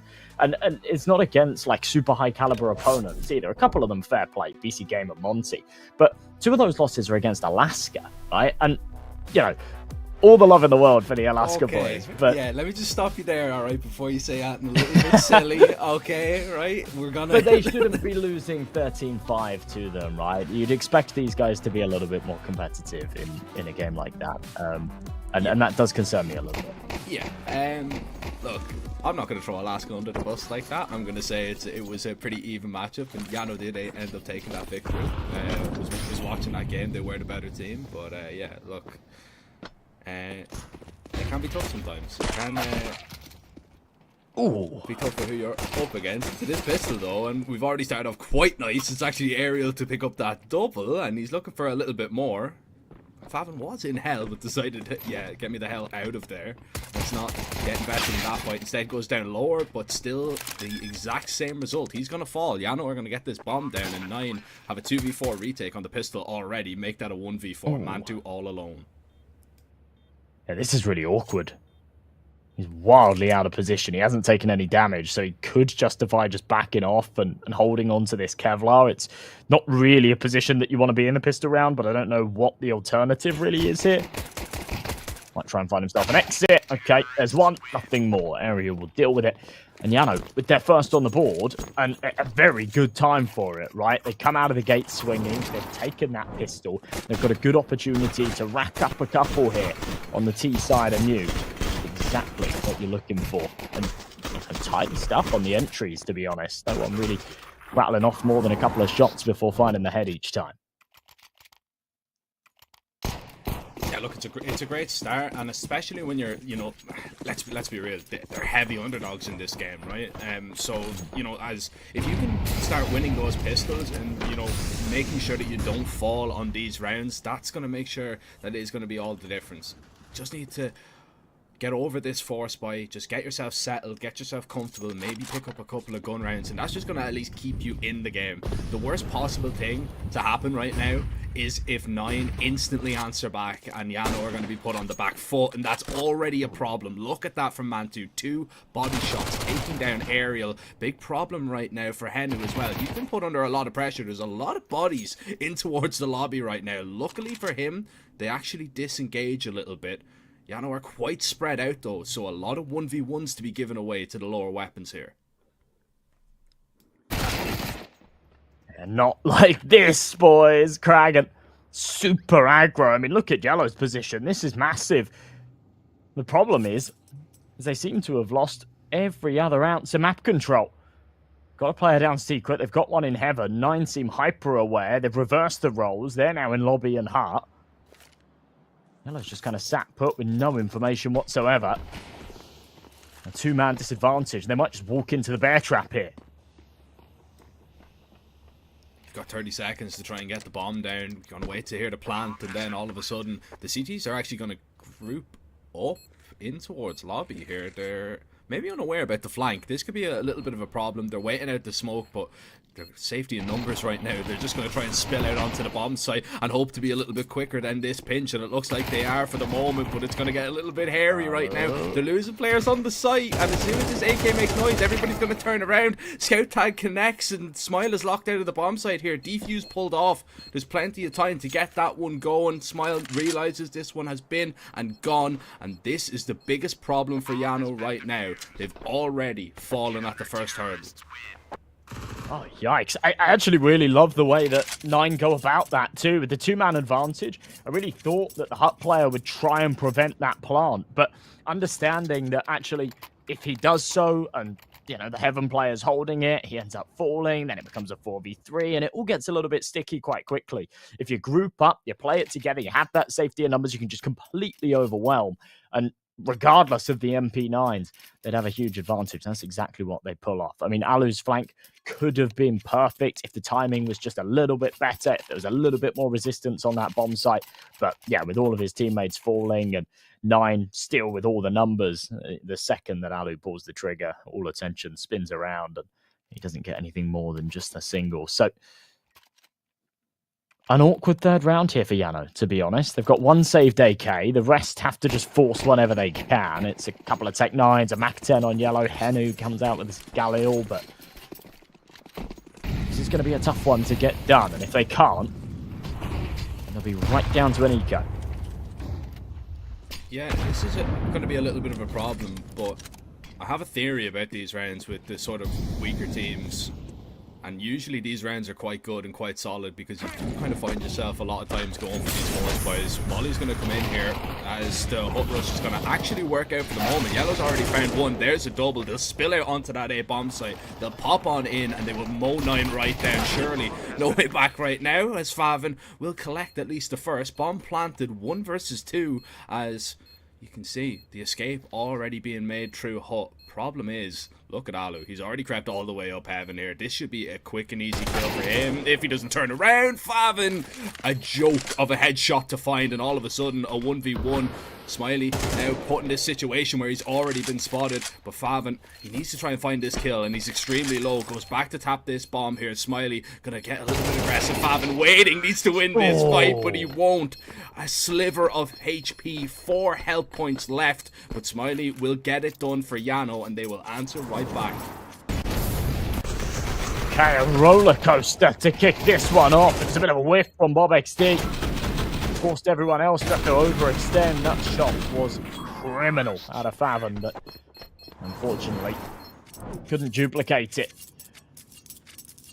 They won't make it work. They're now on another bye. This is sort of double eco territory, back and forth for both teams. Neither able to establish any kind of loss bonus. So it's just going to be a couple of MP9s, 5-7, Mantu down to that scout. I mean, I have seen him hit some filthy shots in the past with it, but not the weapon that you want, especially not here on Nuke. We'll see. We'll see if they can give YaLLa a taste of their own medicine. A really good round from YaLLa, though, in all seriousness. You know, you'd see that little bit of an A-pop. YaLLa was pretty much the only part of that, right? That got out onto the bomb site because of the Molotov. That was really well timed from backside, but he still manages to find a double kill to open it up. I mean, it was a really, really impressive round there, that they're actually able to make that one work. And I don't know, if I'm 9, I'm a little bit worried. Not just yet. That's a great flash. Yeah, it is. Wasn't able to capitalize on it, though. A lot of damage having been dealt, but no frags found. And they are falling like flies. It's just the scout and the M4 left. And yeah, with all of the information that a lot of them are tagged up, they might want to have a go at trying to do something here, but the retake seems pretty impossible. They are just going to call this one off. No kit. No util, it's a single flash there on Rouse. Oh, he was going to go and grab that rifle instead.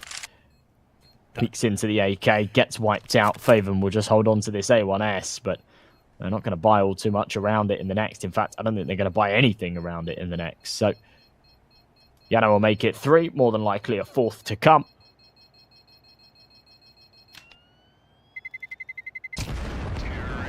And they sort of recover it, right, after losing that second round. I was a little bit worried for them, but they've, yeah, they slipped a little bit, but they found their footing again, and they're back in this one.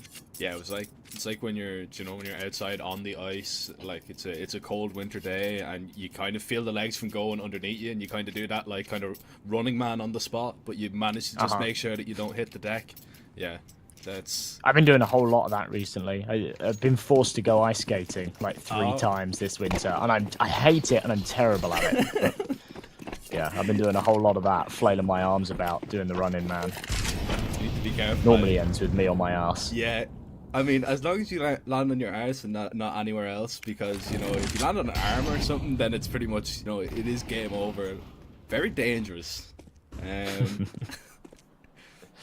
And as well, if you're not wearing gloves or anything like that, you know, the ice and the skin can be not nice sometimes. I've fallen on it a couple of times. Not good. Big sharp blades on everyone's feet as well. Yeah. Getting me started. There's a lot of hazards. Yeah, scary stuff. They've taken a lot of control here. Somehow, Kragan was able to find himself a kill and an AK, so perhaps if they get these rotations down quick enough, they could make something work, but yeah, YaLLa seems to know what's up. They've just found a free A bomb site. This should just be another clean round, but I don't know. Is Kragan just going to go and save this AK? It looks like it. Yeah, I mean, look, if they maybe had a kit here, if they maybe have, you know, a few more players in better positions, 100% they'll probably attempt this, but they make a gamble play, they make a gamble stack, and they unfortunately get it wrong. YaLLa just doing a really good job, actually, of taking that control, just taking this round by the horns. And I mean, the recovery has been immense from JANO, and this is exactly what they needed to do on their T side. They have 9 a little bit worried, but it's all worth absolutely nothing, right, if they just let 9 into the game here. If 9 win this next one round, once they get the weapons out one more time, the reason that JANO have been able to build up this, you know, 3-round lead is because 9's economy has been in the bin and they've been forced to play on the lesser weaponry. Now we're going to see the rifles out. Is that going to be the real difference? And to be honest, I'm expecting it to be. Certainly should be, but yeah, especially after what we saw there in round 3, I am concerned. And sometimes, honestly, the pace, the Tech 9s, the Mac 10s can do a lot here on Nuke. And that's sort of how round 3 went sour, I guess, especially over towards that A-bomb site. But once again, sort of find ourselves in this position where at this point in the game, you go into round 6, this is where you expect maybe not the teams to necessarily have an established economy, but you know, you see the AWPs out, you see the full buyers and whatnot. And actually, the reality of it is 9 are still on the cusp of economic collapse. They lose this round, they've still only got 2,900 loss, so they wouldn't even be able to buy into the next. For JANO, they're still on a bit of a bonus, and they've got money if they wanted to buy that AWP next round, for example. But right here, yeah, despite the fact that they're 4-1 up, we're going into round 6, they've still got YaLLa, they've still got a Mac 10, so it's been quite scrappy so far. That adds to it a little bit further. An awkward run boost that's going to slow them down. Luckily, JANO aren't going to go for anything too fast-paced, so it won't cause them any problems. They're just setting up once again here in lobby. Gapping that smoke towards outside, so they know that there's going to be nobody there, so they should be ready for this A play. It's going to be quick and fast, though, and the flashes are really well timed, but still, look at this hold right now. BobXD doing it all right now. His plan 2 drops onto the bottom of the site, and Alu double, though, gives them a massive chance. This could be the round here. Kraken's in the smoke, and Alu seems to know it, but Kraken, wise move, does not walk his way forward. Alu still has a chance in this. A 1 versus 3 would be massive and really would just break the morale of 9, who have only got the guns up right now. And this 1v1 seems to be making its way down to B. Alu could still go towards heaven if he wants, but he's going to get a free plan here for sure. I love that sort of clarity of mind as well, just as he was about to take that main fight, saying, hang on a minute, I don't need to take this main fight, right? I've got tons of space, tons of time. I've got the bomb. I can just rotate around, get it down on the B site, and yeah, I can have the leverage here. He can have to sniff me out and clear all of these angles and play into my hand, and that's exactly what he's gone for. Door not open as well, so Kraken has to make the sound cue. Smoke on the bomb, and he'll work his way out. A little bit of util to work with, but I don't think he will. He'll tap that C4. Alu, oh, I was going to say, doesn't call the bluff. Then actually does go for the little spam, but it has been confirmed Kraken's not on it. Second time round, he'll hold it down, but Alu through the smoke, lands the head. JANO make it 5, and that is ridiculous. You can see a little mini celebration out of him there as well. That's a round that they probably shouldn't have been winning, especially with how long it took them to trade BobXD, giving him 2 kills there at the start.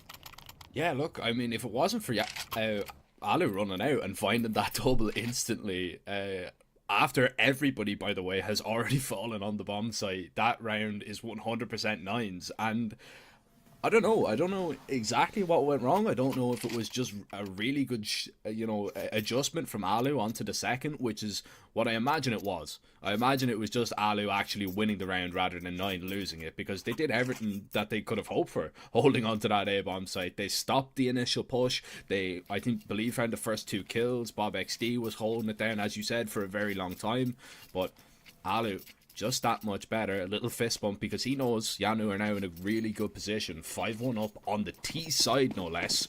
And once again, 9's economy is going to be called into question. You've got 2 M4s, you've got an SMG, and, they've only had pretty much 1 round so far with the rifles, but they're going to have to make do this time around. Favin's rifle begins to sing, so does that SMG. It's a lobby crunch that has already put JANO on notice, but BobXD plays a little bit too close to the sun there, gets a little bit overzealous, pushing up the ladder, so he's going to be collected, but still, you've got a 4v3 right now. Problem is, Raz and Kraken are still on pistols, and Kraken's low. I don't know how they keeping these rounds competitive. This is a similar fashion to how they won their first as well. After losing the pistol, coming in with the MP9s. And just getting super aggressive, catching YaLLa with their pants down. Once again, it's the same recipe, the same blueprint. It's given them the man advantage. And routing up through Secret. My concern here is Rouse's position with this P250. He hasn't pressed forward yet, but with Mantu taking that contact, second this bomb goes down, he could activate a little bit here and become relevant. This could be a big trade. Ooh! It's a lovely double, isn't it? They'll down for the moment. YaLLa! What? Oh my goodness, that's 4. YaLLa looking for them all, but Favon will put him down. But it's a lovely bait. You're never expecting Smile to be in this position. And peekaboo, I see you. It's 6-1 right now for JANO. That is an unbelievable way to close out that round. A 2v4 no less. JANO panicked, get the bomb down, planted safely away after, I mean, a really good start to the round from 9, it must be said. But then, you look at this situation, the retake comes in here, YaLLa, just with that double, he even comes back to get a third, and he really deserved the ace there, but he has done it all there, just set Smiley up for success, and man, YaLLa look good on this T side, 9 looks so flat. Yeah, I'm with you. Even with such a huge advantage, that should have been a done deal. It was a massive whiff from Mantu, but now the pace has changed, and YaNO, with a Mach 10, out of choice, by the way, Yellow's just activated. He was having a bit of a stinker before last round, too. He was 2-4, now sits 9-4 after a 4K and a 3K. And as I say, he had about $6,000 in the bank. Decided to buy himself a Mach 10 so that he could just call for the support flashes, bomb it into the A site. It's worked beautifully. It's a brilliant call.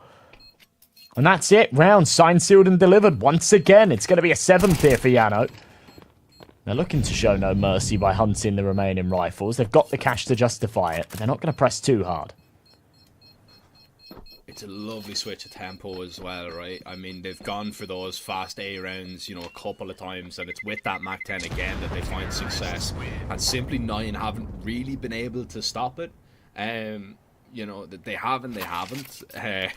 Like, sometimes the site will hold, but still, you know, they lose that round to Alu, the 1 versus 3, which, you know, is still technically a lost round. So, yeah, it's just 9, honestly, being actually just called rings round them, to be honest. They need to try and find some success, and the only way that they've really been doing it is actually been the aggression from the CT side. You know, these early pushes, you know, these kind of lobby crunches, but you know as well as I do, Josh, that you can't call that for the rest of the rounds and hope that you're going to have some success. That's a little bit better. That's a nice little boost over the top of credit. You're going to be able to pick one off. The problem is, though, YaNO are already down Secret. You know that they're there. You get the rotate down the vent, but with only pistols to try and stop them, you're playing for that info. You need to fall back where you're going to have at least a crossfire, which they do on that B bomb site, but that leaves A completely open, and YaNO do not have that. I don't have to. Yeah, Smiley hitting that headshot though kind of changes things a little bit. Deagle thought Mantu might have missed that opportunity, not finding the initial shot, but yeah, Smiley with an aid in hand. It took him a little too long to have to pull out that rifle. There you go. Couple more of those. And this one's done. MP9 will swing, capitalise on the chaos. Alu now called upon once again to pull off a clutch. But this time the task is perhaps a little too tricky. 45 seconds, so at least he's got time to work with. He pokes his head over. MP9 unsuspecting. But Favon's there for the trade. And honestly, I'm going to be honest. I mean, any rounds at this point for 9 are super beneficial. They need to just make sure that they get a few on the board here before the half-time switch. But both of their rounds so far have been very scrappy, very unconvincing. We're yet to actually see like a solid CT hold from them, I feel. Yeah, like, I don't remember a time in this game that kind of looked comfortable. I completely agree. It gets a little bit awkward there as Alu gets up to the vent and finds a kill. I don't know if you noticed that, but Kragen's view model was actually blocking Alu from coming up the vent. He couldn't like properly hold it in that position, so that's why Alu like was able to get halfway up on like kind of a little bit of a jiggle, and Kragan just didn't react at all. That's why he came flying up out of the vent. Yeah, a little bit unfortunate that Kragan goes down there, but still, look, you win the round, you get yourself onto gun rounds. I've been trying to keep track of them. What we're talking, this is maybe the third that we're gonna see actual full rifles in for the likes of 9. It just seems like they've been so few and far between. Every time I look at them, it's almost like there's the majority of them on SMGs or pistols. I don't remember seeing Mantu on an AWP. I believe this is going to be his first, maybe his second at best, but I really need to do something right now, and that's a lovely start. Favin smokes, nades to expose it. Alu blinded by a flash as well.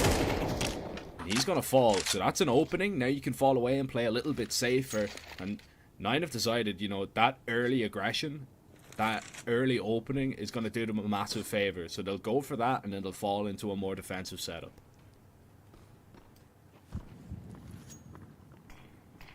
Man advantage here once again. This could sort of be that turning point. All of YaLLa's hard work can quickly unravel if they don't take this round. The finances will start to dry up at a very important point, and 9 might be able to snatch away 4 or maybe 5 rounds here. Man advantage, minute on this clock. Utility just holding them back, but as it starts to fade, the CTs don't have anything left to work with, or at least to delay things. A couple of HEs, a couple of flashbangs. No smokes, no mollies. This is where YaLLa will find that gap to make their move.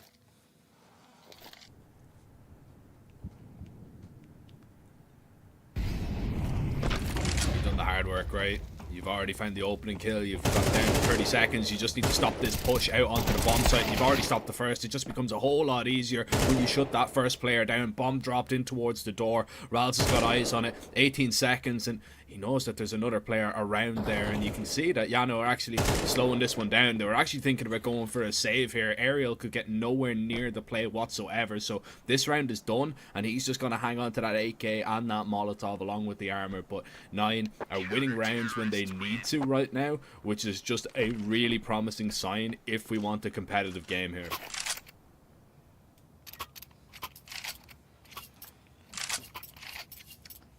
This is what we like to see out of 9. A better round there for them, for sure.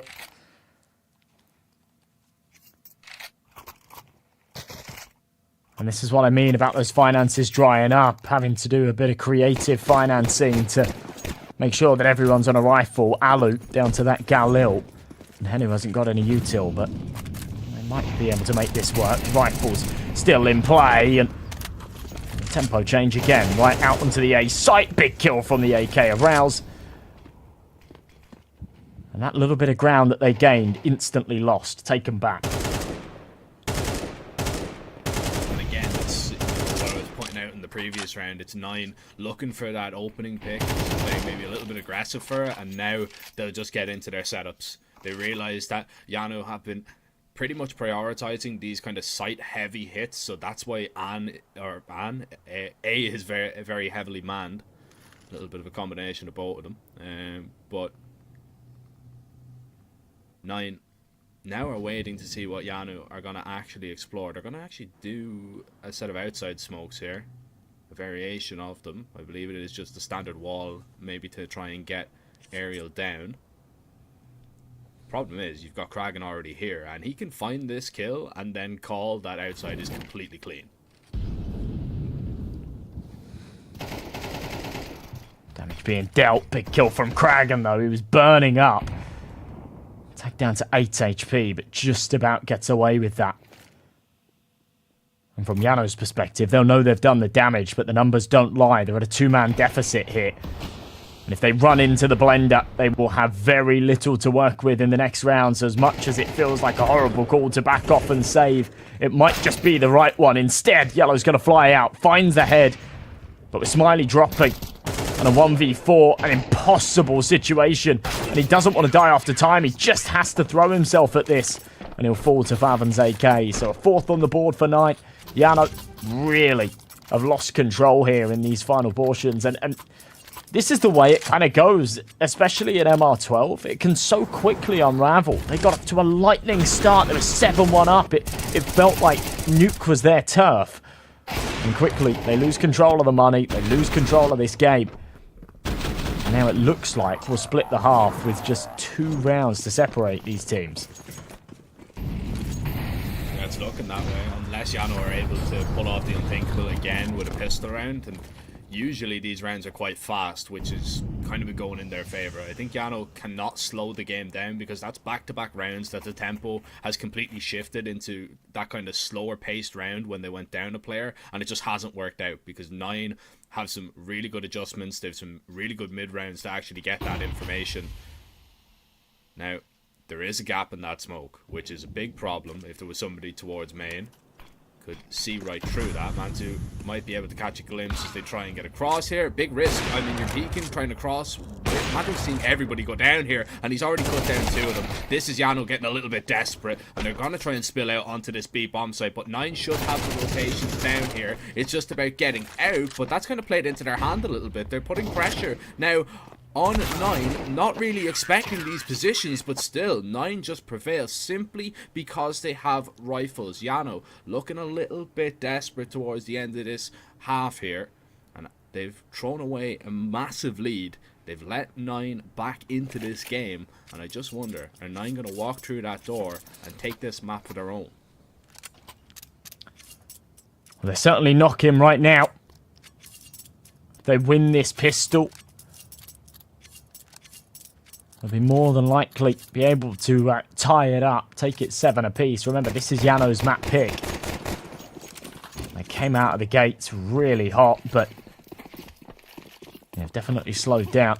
Rouse is the man with the util. Rest on the Kevlar, but Julie's on this CT side and stacked up on the A-bomb site. Could have been deadly. Kragan just goes for a bit of an info peek, and now they're going to route towards Ram. Big kill. Gotta go. Gotta get out of there. Oh, you reface Smiley. That is brave. And he actually comes away with 1.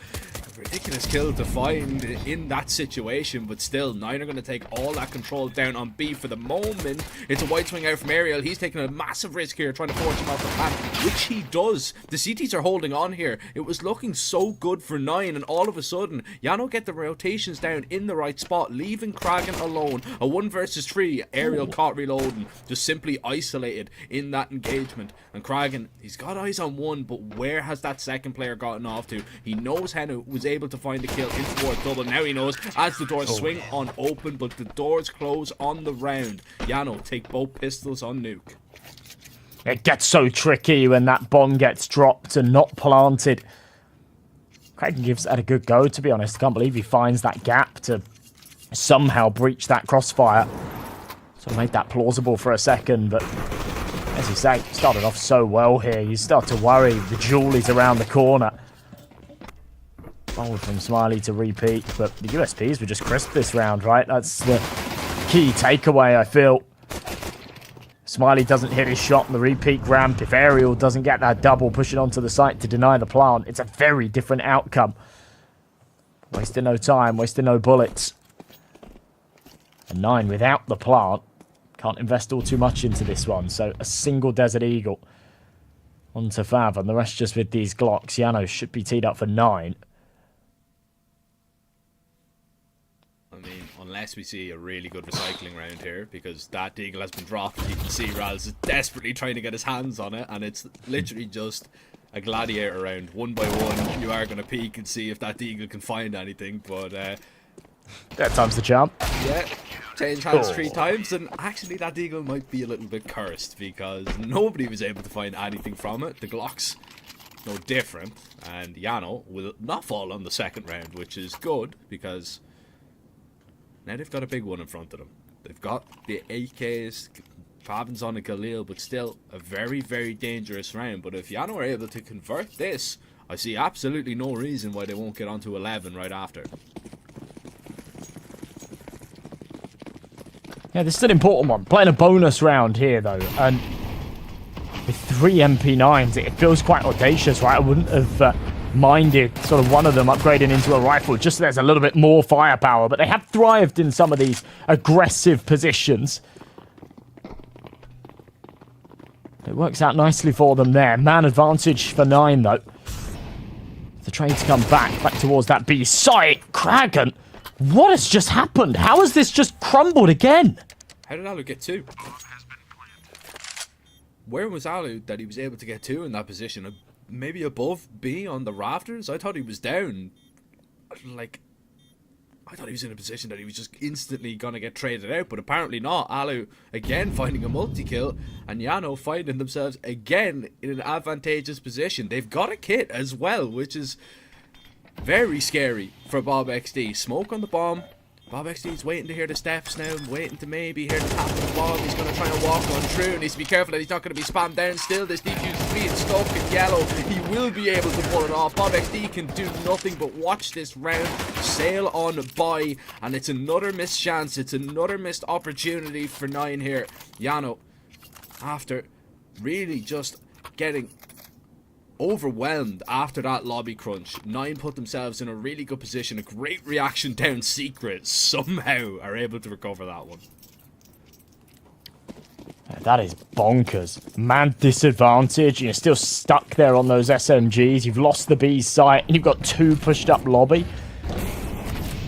Somehow, Alu manages to go huge. They take out the late T-spawn player, and it all just starts falling into place. Alu again with a big shot outside. That's the AWP finding the early advantage. Trade back. Okay, Bob giving us a little show. Oh, that timing's cruel. That's gross. You've no idea as well. You're just going to walk back. You're not going to be expecting them to be that close. Oh, it's just such a nasty surprise waiting for you. It's really well played, though, by 9. They catch that timing. Sometimes they go for you, sometimes they go against you. 9, to be honest, they needed a bit of luck, didn't they? They needed something like that to go their way. That just keeps their head above water. And YaLLa and Hanu, I doubt we're going to see them even attempt this one. Maybe try and grab that AWP and save. And just hope that 9 don't go hunting. They shouldn't send too many players, but that's going to be one taking you down instantly. Now you know that that op is just going to be way too far away to keep your hands on. And the M4, still a nice save. But it is only one weapon that you're going to bring forward. It's awkward. Hanu kind of entertains the idea of peeking out, trying to trade that one. Oh, Fevin's just died. I think he's DC. That's a little bit awkward, but it's okay. They'll win the round. They'll have a little bit of money to work with. For YaNo, saving that rifle does mean that there should be a buy to come out. He can drop over to Smiley. The rest will have the finances to perhaps go for some rifles. But this was huge. This was so huge from Bob. He doesn't find those trades, and his timing as well on ramp, just perfect. Smiley sort of just waiting when he was holding that ramp position for him to just find another double kill or something of the likes, and that to just sort of put a pin in it. But a 6th round, and a very important 6th round as well. Yeah, I mean, we've got a tactical pause, so we have a little bit of time to talk about it. But, you know, we kind of mentioned it in the pregame, right, about YaNo not really getting those invites because they are outside of the VRS system. They were one of the teams, you could probably say, that led to the irregularities in terms of the invites. They were just kind of on the brink of getting invited, but not really. And you're not going to see them get many chances, I would say, on HLTV, especially in an event like this anymore because of the system that we now do have. So it's really actually nice to see YaNo just coming in and saying, all right, you know, we actually do deserve to be in these events. We actually do deserve to, you know, at least be considered to get an invite. And they're not, you know, squandering that opportunity. Not just yet. They're putting it up to 9, who are, as we already mentioned in the pregame, very high up in terms of that VRS ranking. I believe they're sitting around 50th position. And YaNo, very close to maybe taking this map. If they're able to do it, in all honesty, you've got an Ancient that they've been quite poor on, but those 2 could be the way to go.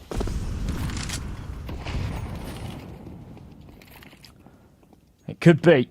I think 9 were probably hoping to get this done in 2 bites, but at this stage in the map, perhaps realising that it might be a little more realistic to assume it's going to spread over the 3. But there's still an opportunity here. They've got the economic advantage. I actually quite like the call here from YaLLa as well, even though they do have that margin of error and could have perhaps justified a deeper buy into this round. They keep their heads screwed on. They want to try and keep that gap as large as possible. So they'll just come in with some upgraded pistols. More than likely let 9 take a 7th. Then they'll come back with the rifles in the next. Rouse sweeping the floor down towards the B-bomb site. It's a nice shot from Aerial. Good timing as well. Henry's just brought it back into a 3-on-3. There's been so many twists and turns in these rounds in this game. And we could be seeing another. This is just going to turn in the favour of JANO if they attempt to go for this. It looks like they're just going to save. And I don't hate this either, right? I mean, bombs planted. Yes, you do have a kit on Henu because he was able to save in the previous round. But if you're able to save all of these rifles, you just actually build up that CT economy in a really nice position. You've got an op for YaLLa. That's a massive investment that you don't have to make.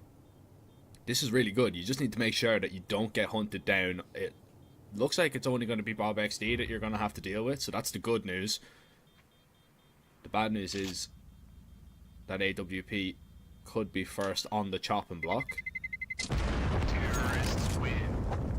It looks like everybody is going to be safe, and I mean, if you're looking at the economic state of YaLLa right now, they're in a really good spot for the next couple of rounds at least.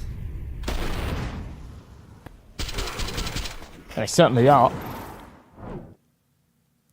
As I say, I really like the call, the idea to kind of bite the bullet with that eco in the last and then, you know, having the success that they did in that round as well.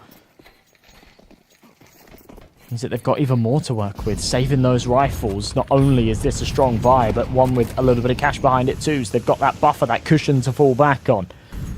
Round number 18. A 9. Come out of the gates quite hot, actually. Sort of pedal to the metal. Jeez. Bit of a tongue twister. Smiley, taken care of. And they've already got Faven down the vents. This is awkward. I know YaLLa's down here as well, but dealing with him is another thing. Oh, 1-for-1 is not great from the operator. Maybe wanted a little bit more of that situation. Oh. Beggars can't be choosers, and messy fights are only going one way. Unfortunately for YaLLa, it is not in their favour. 9. The lockdown that beat bomb site. Aerial picking up that kill will at least give them a thought. It'll maybe just make them want to go for it, especially with the second, but now it's all down to Henu. All eyes on him. Rals is just going to be holding in towards single, and that is going to be an easy clean up there for 9.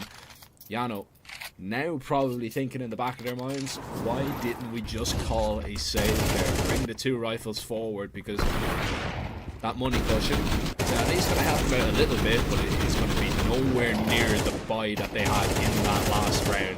Unable really to do anything with it. Yeah, especially when they had Henu and Aerial left, that was definitely the time to pull the plug, right? There was a couple of moments prior to that where they could have even backed it off a little bit sooner. YaLLa with that vent rotation. Basically, as soon as Alu goes down, that's it. The round's finished, right? You've got a 2-man disadvantage. You've lost B. YaLLa very quickly after that throws himself down the vents, and you know, I don't think the call could have been made and him sort of react to that quickly. So that's fine. It is what it is. But yeah, if they'd have held on to those 2 remaining rifles, we could have actually seen a pretty good buy here. We would have had probably four upgraded rifles in play, and you rock with 1 MP9, perhaps 1 scout, something like that, and we could still see a competitive round. But instead, looks like it's going to be a 9th for the 9 boys. Actually, I don't want to jump the gun. Okay. Yeah, we will hold the horses there for just a minute, because Josh, YaLLa have been really good on these rounds, in all honesty. You know, you think back to the T side, this is where they had, you know, a lot of success when they had the SMGs out. Even on the CT side, there was a couple of rounds that the pistols and the SMGs picked up a good few kills. The 4v4 is going to worry you if you're 9. Usually, you always say that the Ts have the advantage in a fair fight like this. when they've both lost a player, you could just be walking into a nasty little crossfire. So you have to have your wits about you if you're 9. And it looks like they do. Wrap smokes are being thrown right now. Pressure being put towards outside. That's keeping the ramp player a little bit occupied. And this avenue has been left completely open. This is a really nice play right now for 9. Ral's just keeping everybody busy. He could go down for his troubles, which he will. But 9 have already taken all this space. Serio still going back to deal with it though. And he finds one more. YaLLa should know exactly what's going on right now. The problem is you need to get down towards B to try and stop it. We've seen a couple of scenarios from both of these teams now where they've had this 2-man advantage in the 4v2 and they've fumbled it. Bomb site taken, good molly that stops Henu from opening the door and denying that plant. They can take these positions now. And Mantu with an interesting off angle. This is going to be difficult to contend with as they come out of the single door. YaLLa, foot was spotted. Mantu doesn't want to stick around, knows that the crunch could come in from control. Oh no. Oh, it's a big kill. Oh, Kragan. Disgusting to take both. And a 9th round that, again, they probably shouldn't have had. It was a 2 versus 4, but JANO let it slip. Yeah, I mean, you could say they probably shouldn't have had, but still, 9 have done really well there, especially Ral's. I mean, he's known how to pull the rotations, he knows how to keep the other team busy, and the CT side just take it, hook, line and sinker. Let's not forget 9 were the favourites in that round anyway because of the buy that JANO have brought forward, but still, JANO probably should have done a little bit better. This is going to be fast out towards the door, and Ali misses the shot. He's going to go down. You need to try and stop them from spilling out on the A bomb site.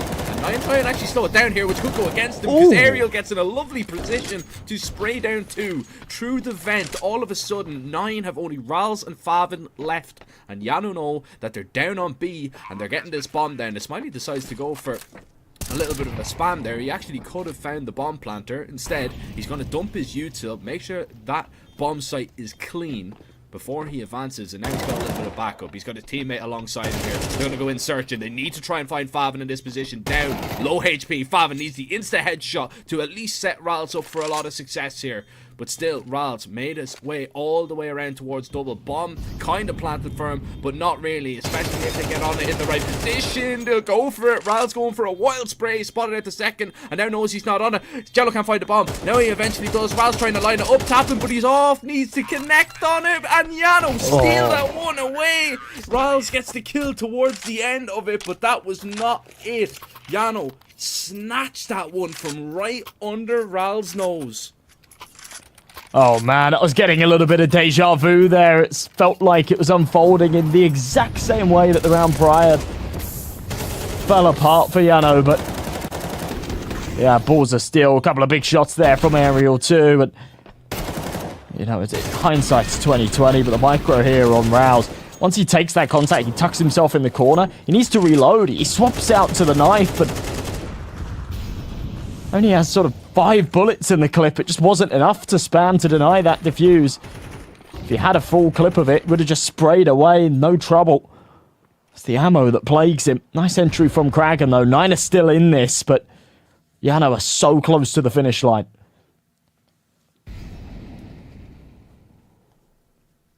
It's just a huge round to steal away. Well, in all honesty, the way that it was played out from 9, you probably shouldn't have. YaLLa couldn't even find the bomb, remember, as well. He was kind of panicked to try and get on the defuse, and he got on it. If it was a second later, even if it was a second later, that round goes in the favour of 9, and it's the fine margins that make the difference. And now the margin between 9 and JANO, it is still quite small. It is only 2. Man advantage here to play around with, but not anymore. Smiley, really big fight, but not expecting the second player to be walking that close already. It's an easy headshot and an easy cleanup to get that man advantage back. Problem is, 9 are kind of running out of time here. 35 seconds, they have a lot of control towards outside, but eventually you're going to have to make up your mind. Make a move. Is it A or is it B? Yeah, they don't have the numbers to work with this time either. It's been a slog to get it over the line, even with that 1-2 man advantage right here. Seems like an impossible task. 10 seconds, bomb's going to be planted. YaLLa yet to make a move. It doesn't even look like they're going to play for this. They want to hold on to these weapons, but if they'll be given the opportunity, okay. Favor had come out on the perfect timing as they were boosting up rafters there, so did think for a second maybe he'd catch one. Instead, he's just fed them an AK, so yeah, even more reason to just go and save. Yeah, I mean, look, they're not going to have any money. The save is the right call here. B bomb site's so difficult to retake, especially when you don't have a kit as well. They would have had to been pretty much already close to the bomb site if they wanted to even attempt that. But now that the difference between the two, it's down to just one round. You're looking at the money situation. I mean, there's not even going to be M4s dropped over from YaLLa, Aerial, and Henu. They're going to have to maybe drop over an SMG if they're going to even go for a buy in this round behind this. I wouldn't be too surprised if we just see these 3 rifles play out this round and they just wait, because they're going to have a decent buy in the round after. Smiley is being dropped over a pistol by Alu because I believe he's going to save for that AWP, and indeed he is. So JANO are just going to play this round out as is. See if they can do anything with those saved rifles. If not, we've got a leveled up game and a game that goes the distance. Aerial. He's been good in these positions. This time doesn't go for the smoke spam. And his feet have been spotted. Tagged down to 50. We'll be lucky to get out of this alive. But Henu's managed to take one in the meantime. Aerial eventually wipes out Kragan. And this is for 12. YaLLa have pulled it out of the bag at a very important time. But they need to finish what they've started here in the 22nd. The AWP bouncing between the angles. Don't give him the opportunity. There's no need. Mantu just patient.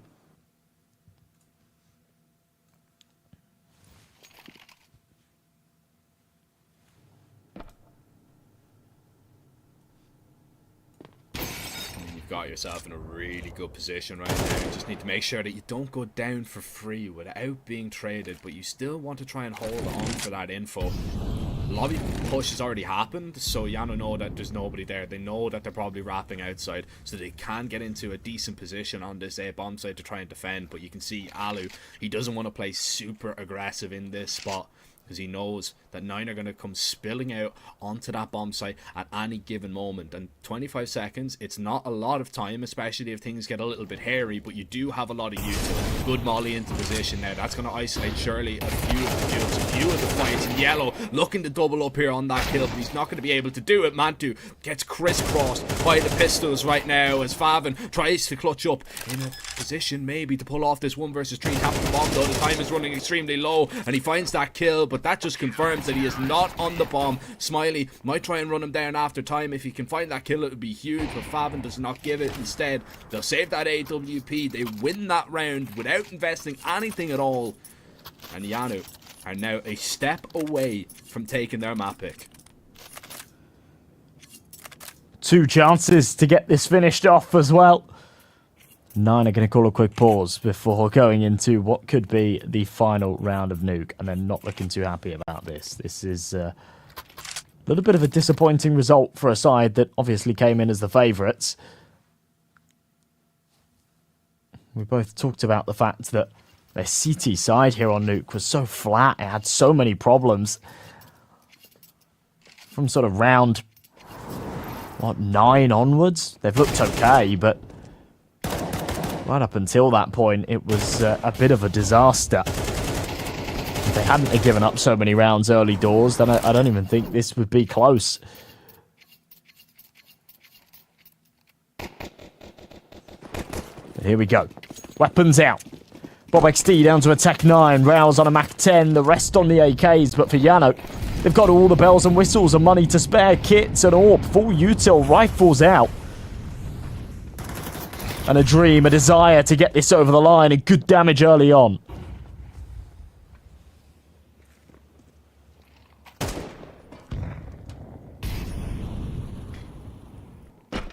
Scary moment about to happen right now for the ramp player, and Smiley's actually going to get down towards B as the op will actually take position. So Alu is in a really good spot here. Still a secret walk happening. They're already down towards double. YaLLa have a good read on what's about to happen right now, but the thing is, it's going to come down to the shots that are hit here. Alu pulled away, actually, to look down towards that B-bomb site. He's going to hear that flash above him. And 9, they might actually just fake this ramp presence out here and maybe head back up towards the bomb site. But in the meantime, they lose Favin, and now they're just going to have to commit down to the bomb site. They know that Smiley is trapped here right now. If he can double up, that would be huge. The damage done is going to be great, but 9 are already here. Rotations are so fast here from YaLLa that they might not expect them. YaLLa are cutting them down on this site. No way that they're going to get a bomb plant, and no way they are going to get that map. YaLLa simply better on Nuke. And 9, in all honesty, Josh, they look stunned there. Yeah, just quite uninspired, right? That entire map. And even at the end, aside, obviously, it's not an easy feat to come back and win those 2 rounds to get it to OT, but, you know, they're a side that you sort of expect to. And they just go in without much of a fresh game plan, I guess, and just fall into the same traps. YaLLa look like the better team there. I have higher hopes for Ancient, that's for sure. I think 9 are a very good Ancient team, so, you know, fingers crossed for their sake, but yeah, it was disappointing from them on Nuke, that's for sure. Yeah, look, I mean, we can take nothing away from YaLLa. We can be a little bit critical in terms of, you know, what 9 were able to bring to the table, because, you know, this is a 9 team that has so much hype about them, and around them, you know, they've been picking up some pretty good results, and then all of a sudden you've got a YaLLa team that have not really played that many games on HLTV this year because of VRS, walking in, you know, after being on a 2-loss streak, then to take this map off you, looked pretty convincing in the first half. 9, it just looked like something was a little bit off in terms of their CT site completely, but YaLLa, they've always leaned on that Nuke. You know, Nuke has always been a good map for this Finnish side. They've always seemed to put up even, you know, a strong showing, even if they don't always take it, even if they don't always win it, they usually put up a decent few rounds, and this time it pays off. It puts them in a really good position. But if we're talking about Nuke being a map that they lean on a lot, you're looking at an Ancient map that, you know, has just not gone well for them. They haven't won it in the 4 times that they've played it. This is going to be definitely a difficult one to see them take 9 down in 2, but you never know, the underdogs could do it. But right now we're going to send it into a little bit of a break. We will be right back. You don't want to miss Ancient.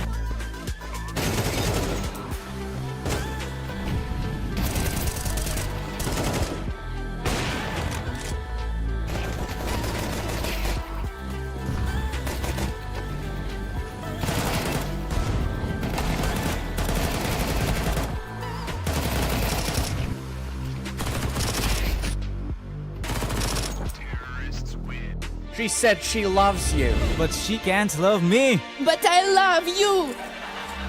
Yeah.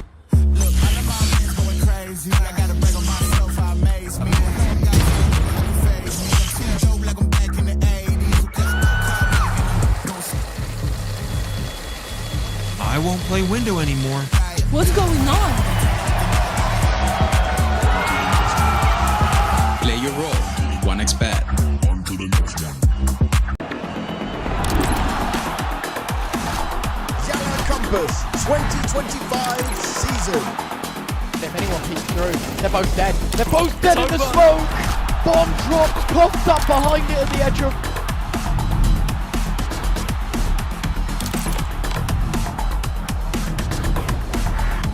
YaLLa Compass 2024 champions. YaLLa, let's go!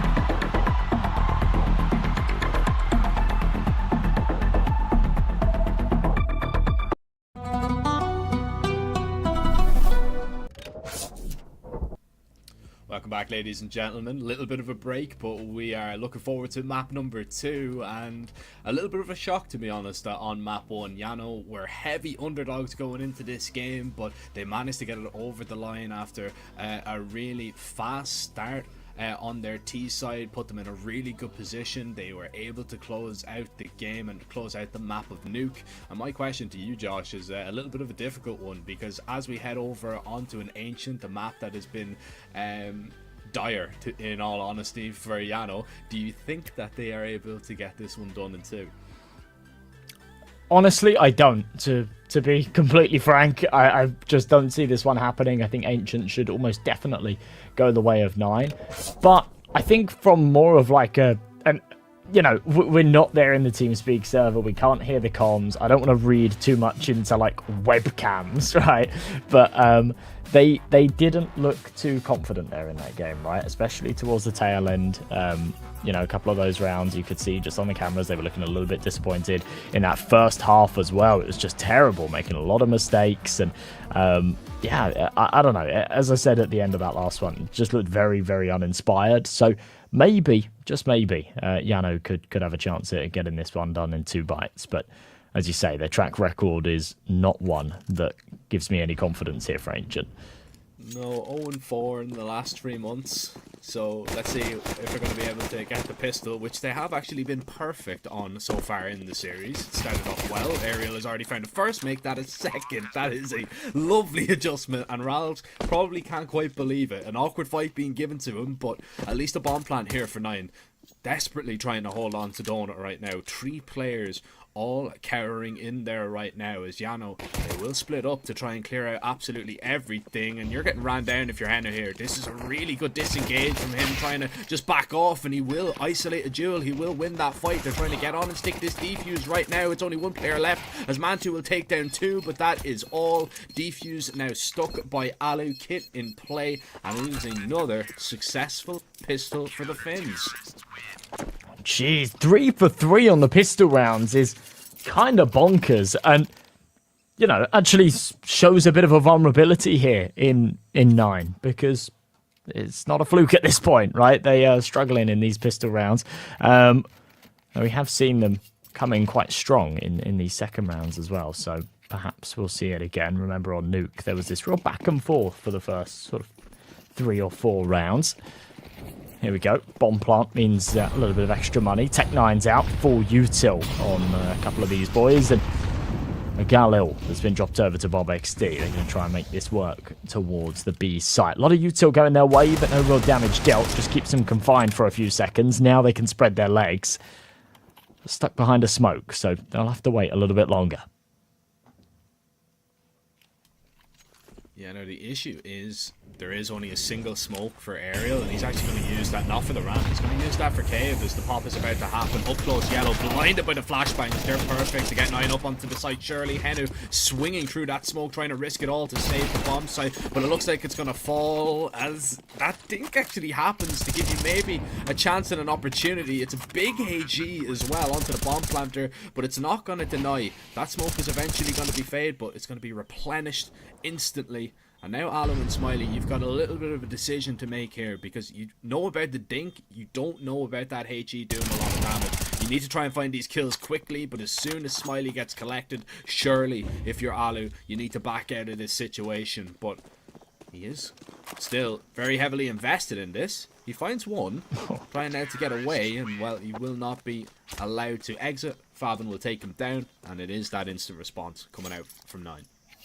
It didn't feel worth it there from Alu, did it? The round was definitely already lost, so sticking around, 1 kill in direct trade for an M4. It's a bit of a weird one, but either way, it's around back the other way for 9. It's a bit of a carbon copy of what we saw on Nuke. And they'll come in with a force buy of their own. That's what you expect. They'll be on double eco, so pistols to work with. Definitely not as much cash as 9 had in their force last round. They had a bomb plant, and they're on the T side, where everything's just that little bit cheaper. I like this from YaLLa, though. Aggressive here in A main. Pop's on the other side of it, but no one pressing too hard just yet.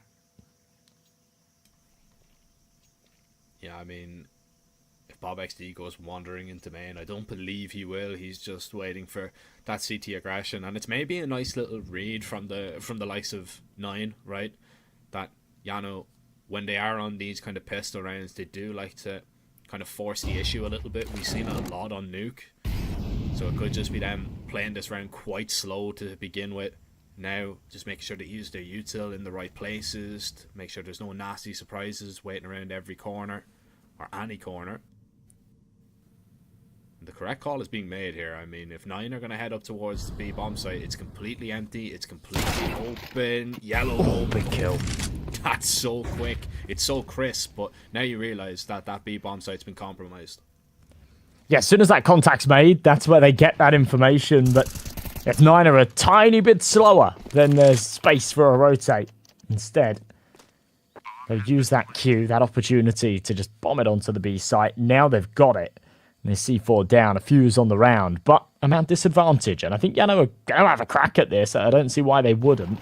Time ticking, though. No kits. They do need to speed this up. Mantu finds himself one, but Aerial with one of his own in the meantime. Kragan gone. Rifles being retrieved. 5-7 with another. Still, though, they need to speed this up. There's not a lot of time left. Trade on the FAMAS. Bob's taken down. And YaLLa, I think they might just have this. That is ridiculous. Oh, they definitely have it. It might look a little bit close, and the bomb is making a lot of noise here, but Smiley's got it. And YaLLa, that is just a very, very late crunch there from them. And 9, they do everything that they needed to do to get up on the bomb site. Ralph takes a lot of space out over towards middle. Doesn't see anything. They make the correct call, but it just falls apart in terms of the trades. They were just excellent from the likes of YaLLa. And it is going to be a response, and it is going to be a timeout from 9 here. And I know we don't like to read into that too much, but that to me 100% is a worrying sign for 9, because that should have been nowhere near as close as that was. They should have won that round. They should have kept at least 3 players alive after losing Rals, maybe even all 4 if we want to be sticklers about it. But you've really just, I mean, given the reins right back over to YaLLa to take it away. Certainly have. And again, it just feels so bizarre, right? It's again what happened at the start of Nuke. 9 off to a shaky start in the pistol, winning the second, losing the third. If they then lose this round to follow, then it will be exactly what we saw. Back on a buy, and you know, there's a decent amount behind it. This is the thing. If you are playing this back and forth force buy war, it is always going to favour the T side, especially if they're consistently getting that bomb down. Remember, YaLLa's double eco force was just 5-7s and a couple of P250s for 9. They've actually got 3 rifles out, so it wouldn't be too outlandish if they were able to pull it off, but Nuke. Aggressive right down mid. AK in hand. Got one with him. Contact made. Nice shot, Favin.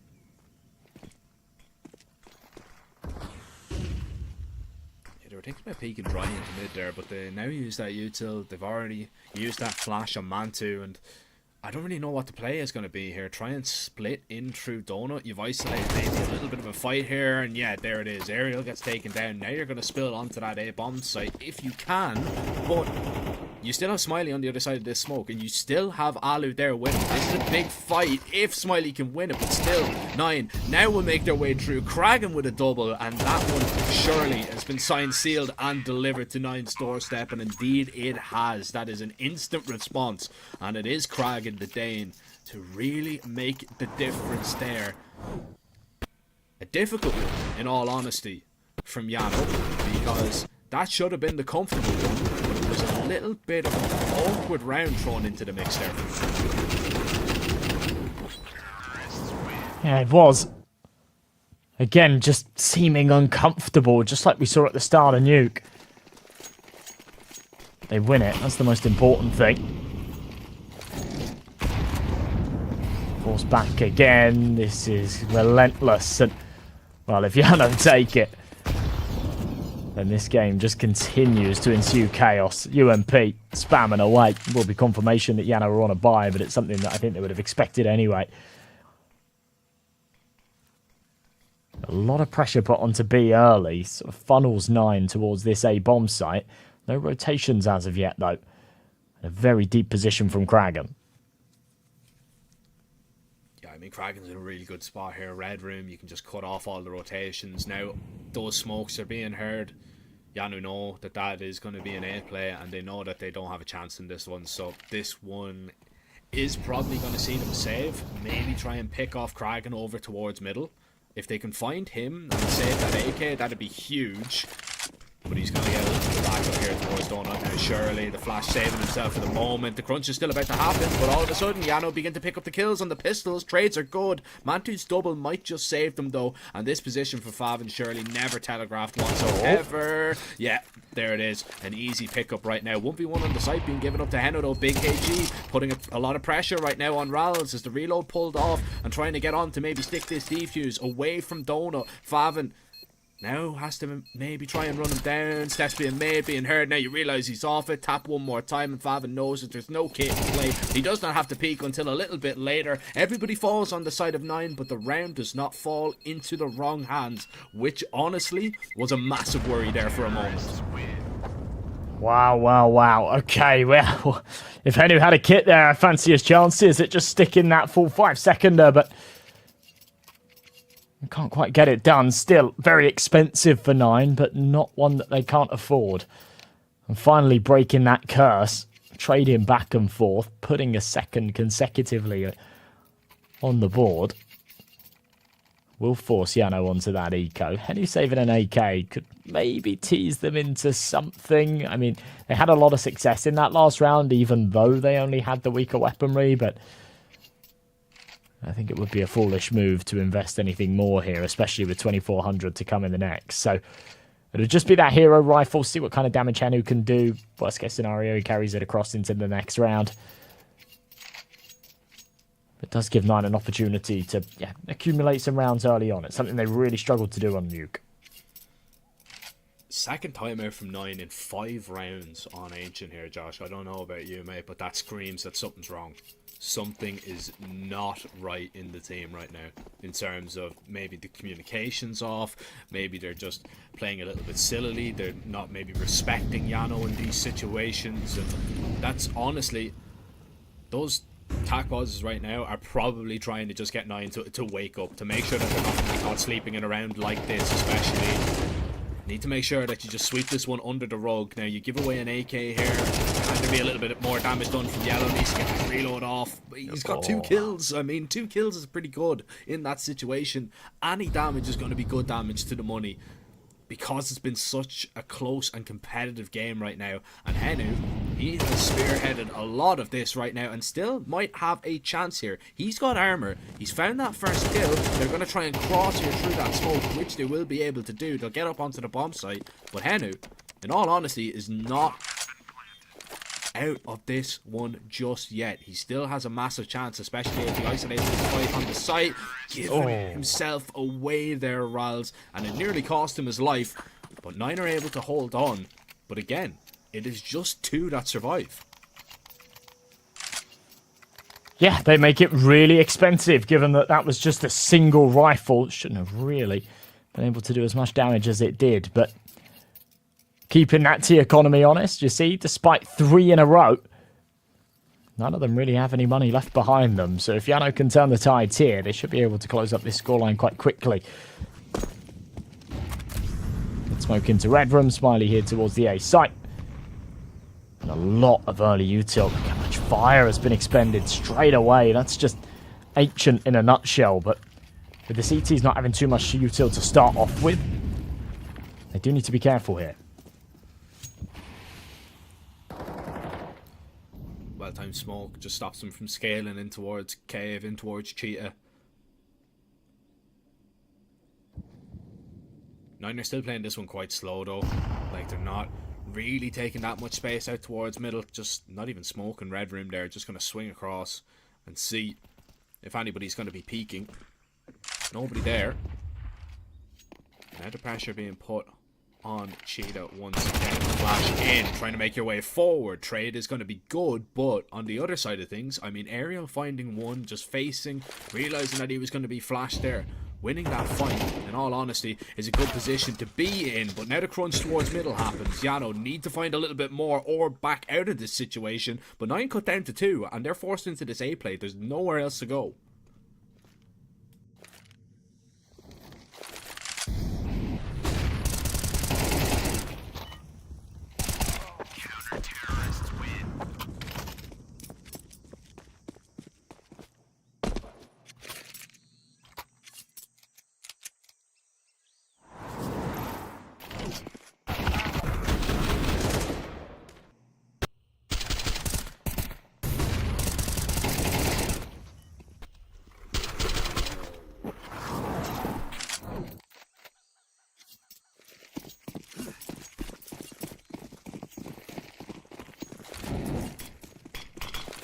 Pay the price, right?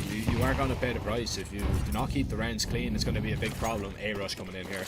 You need to react, you need to adjust, get everybody over here. As the Tech Nines will try and open up the space, but it's a lovely peek from Heno. I believe he needed to open that smoke there as well. Still, pressure put on Smiley. He needs to just stand tall if he can. They'll swing on through. 9 will find a lot of the frags trying to hold on to the bomb site, but it's the UMP of all things to find a double to really just settle the ship.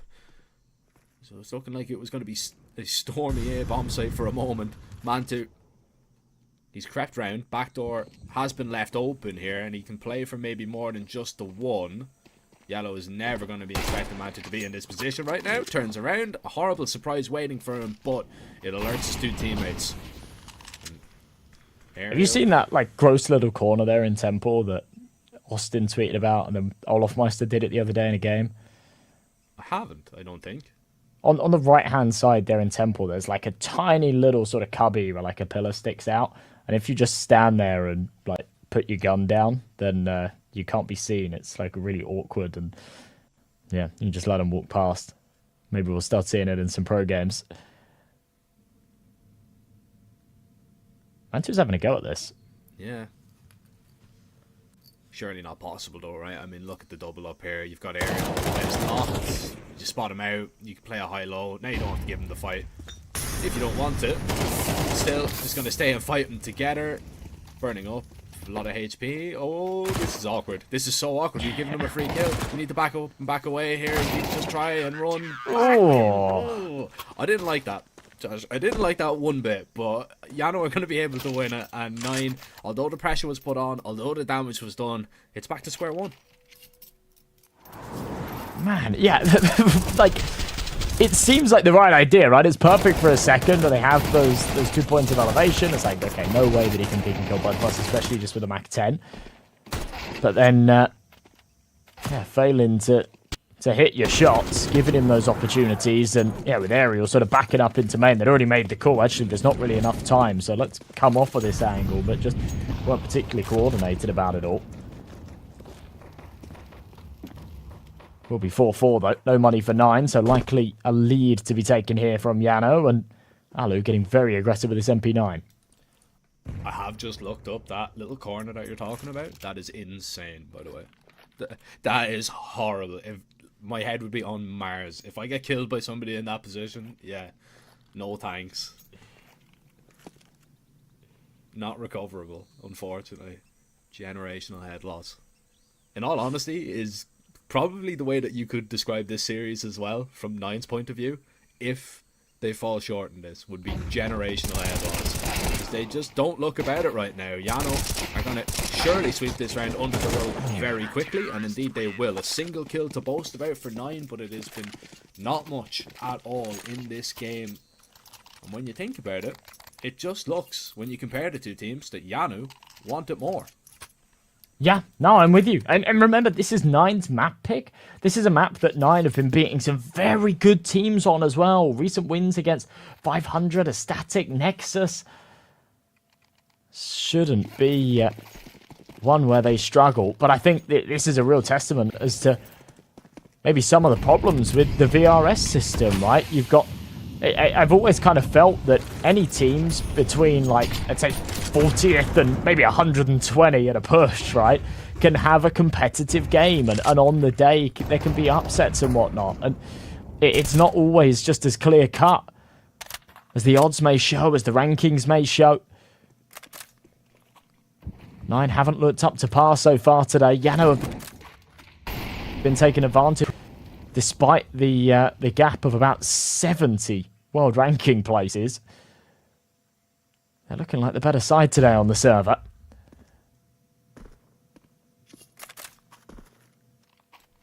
Yeah, definitely. So, I mean, it isn't as clear-cut. Maybe a change is needed. We won't harp on about that, but, you know, YaNo are making a good case for themselves, because this is probably going to be only one of their only chances to do well at an event like this because of their VRS standing. So need to make the most of it, and so far they are double setup right now. High-low in towards Cave. This is going to be a horrible thing to peek right into. Surely YaNo are going to be able to get away with at least a kill here. There's the first. Not able to get away, and Kraken will actually double up. That's huge.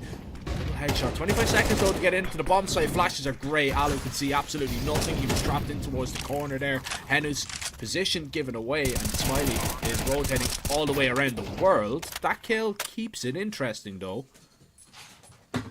All of a sudden, if you find one more, this is a 2 versus 2. Henu needs to win this duel though, but Kraken has been the real difference maker in a lot of these rounds. He's found the impact, he's found the kills, and he's found Nine in a situation surely where they can claim 5, and it's him once again, an ace coming out there from the Dane. And to be honest, without him, Nine would be absolutely nowhere near this series at all. Yeah, especially this round. This is ridiculous. These entries, beautiful from Kraken. Support flash goes a long way there, has to be said. But, yeah, opening it up, closing it out. Unbelievable round out of Kraken. Maybe that's that breath of fresh air, that little bit of wind in their sails that they needed. But still a lot more to be done here. Final couple of rounds of the half. YaNo will go for the buy. There isn't too much behind it. Still 4 M4s, but no real util. One down to the 5-7. That's aerial. If they can't win it, then there won't be anything more in the next either. They'll have to force it up, but probably just be those pistols. Good spam damage done, though. We were just harping on about Kraken, about how good he's been this map. He's 18 and 8. Meanwhile, Bob XD's 1 and 10. But he's just been spammed down to 19 HP through the smoke, so feels like he's quite fragile here in the 11th.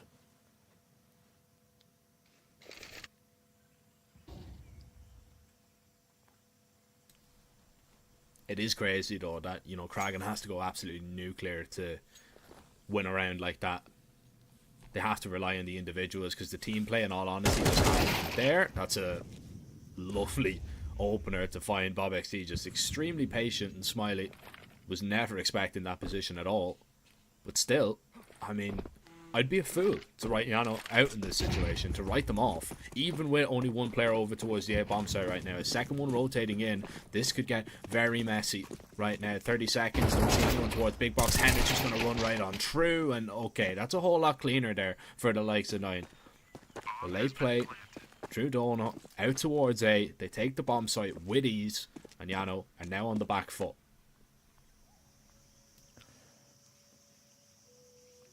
Yeah, this now gets a little bit sticky, and Aerial could really do with saving a rifle. I think YaLLa's going to try and go and find him one. There you go. There you go, my friend. There's another.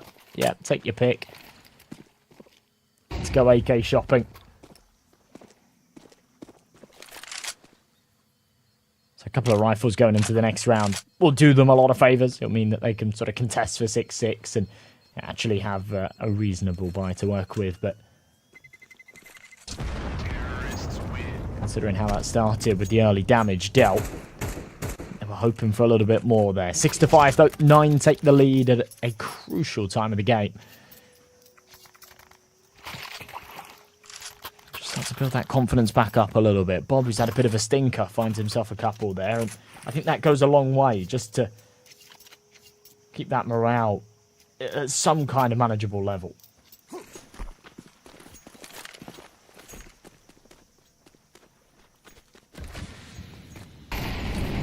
Missed smoke in mid here. It's gonna give you a lot of information. If you're a T, you can say that they're not playing aggressive. Only out that cubby, you can take a lot of this space for free. This is where it's gonna get a little bit interesting, because look at the push down the ramp here. They found two. YaLLa and Alu have already shut down Rals and Mantu. That's huge right now. That's the bomb dropped towards the outside of the doors, but Nine don't really look too interested in that. They're going to rely on Kragan once again to be in a position to pick off a rotation, to really just panic them by being in the back line, and that's exactly what he's done here. They're going to rely on him finding maybe a couple of more kills, because the bomb is stuck here for the moment, and there's no way that Bob XD is going to get out of here.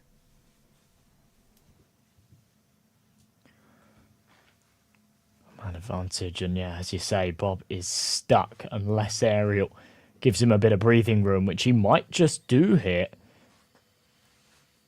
Isn't certain on the call. I had a decent idea that maybe there was another one there towards Cube, but second guess is the angle. Bevan's just found one. If he can make this a second, this would be huge. Does the damage, drops the smoke, but still, if Bob drops, this is the round, and there you go. Aerial's just done it. That's the C4 down. And a whole lot harder. Faven gets away with another, but 3 HP, surely not.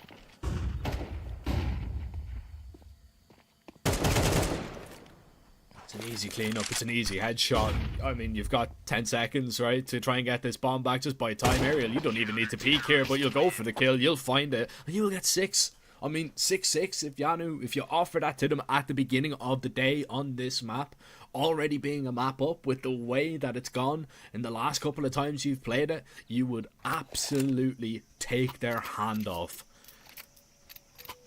And in all honesty, I mean, the way that JANO's pistols have been going as well, Josh, we can really see them just stretch their legs, talk about maybe even a 9-6 lead if they are lucky. And then we'll really see what 9 are made of.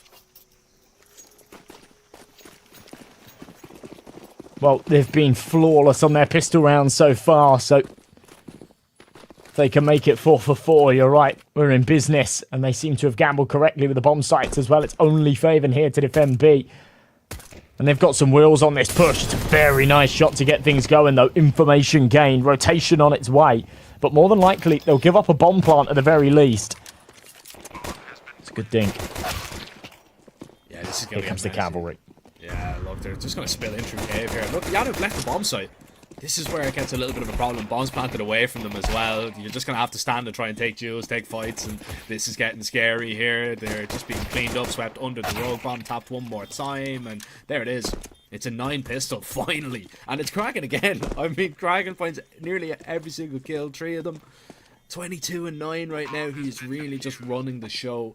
But still, I'm worried. I really am, because you're looking at Kragan and he's so far ahead of pretty much everybody on his team. He needs somebody else to step up and begin to deliver. You've got Rallis, who's only got a single kill so far. Bob XD picked up a kill in that pistol. Only had 3 when that half finished. You need to see maybe Faven or Mantu step it up to try and help out Kragan here, or else JANO will just be handed this one right back. Well, the bomb plant will meet a decent buy to work with. But yeah, I like that from 9. Finally, they innovate, right? It's felt like they've had no success on their pistol rounds, and they've not really done anything about it. But a bold call, one that works. Had some real intention about it. Double mollies there in mid, sort of forced Kragan into a bit of an awkward position, but YaLLa won't capitalise on it. Henu, barrel spotted, does manage to slip away with only a single tag. Takes a little bit more damage on the repeat, but deals a fair bit as well. So, a minute 10 on this clock. YaLLa still somewhat undecided, but bomb outside of elbow. I think they'll try and lean towards a late A hit. Yeah, I mean, especially with how aggressive 9 were in towards B, you just can't really risk going through right now. Now, what we actually might see is mid smokes and then them make their way up towards heaven. It really just depends what happens over towards the B bomb site first. YaLLa refragging Henu out. Henu was low, so it was only a matter of time before he was going to go down. YaLLa is just going to begin to put pressure on this B bomb site, pulling a lot of rotations all the way over here. 30 seconds and YaLLa decides to pump the brakes as JANO. They have actually found that avenue out towards mid. They're going to be already past Donut here. There's only one player on the bomb site to deal with, and he's only got a single kill so far on this map. Come on, Rouse. Time to shine. MP9 behind this box. Should be able to deny this plant. There you go. He'll double his tally. And Bob will swing out to make sure no trade comes through either. So YaLLa just alone will survive as well, which is actually really awkward. His teammates don't really have the money to buy around him. He's got $650, so it's not really going to be enough for the next either. If he gets a bomb plant, if he gets a couple of kills, then he's sort of bailed out a tad, but I'm not so sure what he's doing on the other side of the map there. That's a tough one to lose.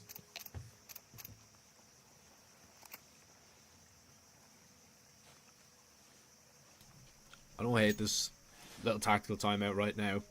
Just discuss where this one is going, because you've got yourself in a good position, in all honesty, for JANO. But the problem is, right, the slow tempo rounds I don't think are gonna work.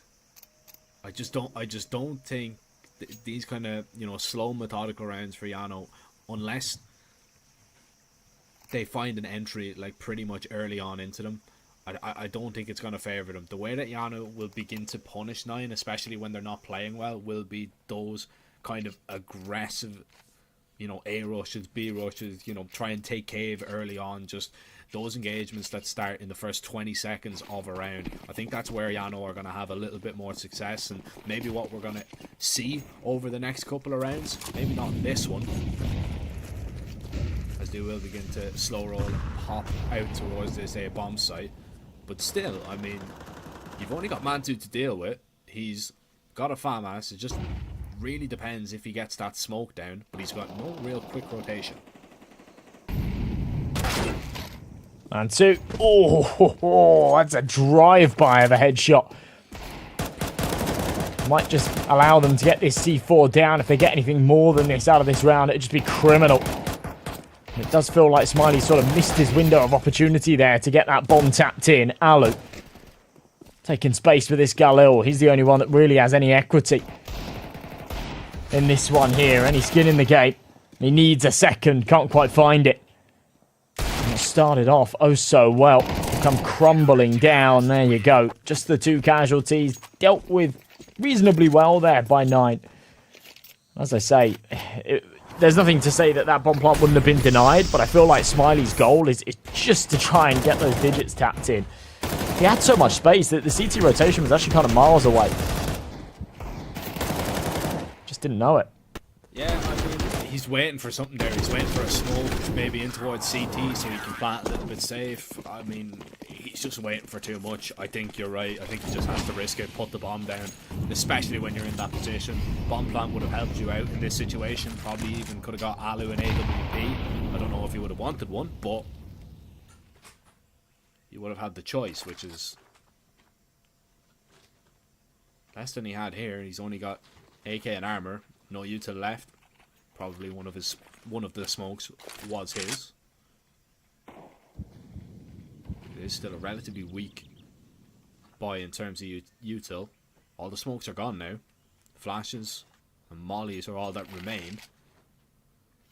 Still though, flashes and mollies could be the recipe for a really bad time for a B bomb site defender.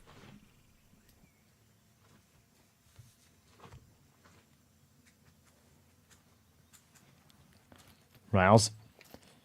Super aggressive. Could be punished here. Henu with the swing. Trade is there. Favin's done a fair bit of team damage there to Rouse, which has caused them some problems. They'll get out of that with a man disadvantage after the aggression. A man two alone on the B bomb site. But look at Kraken's position.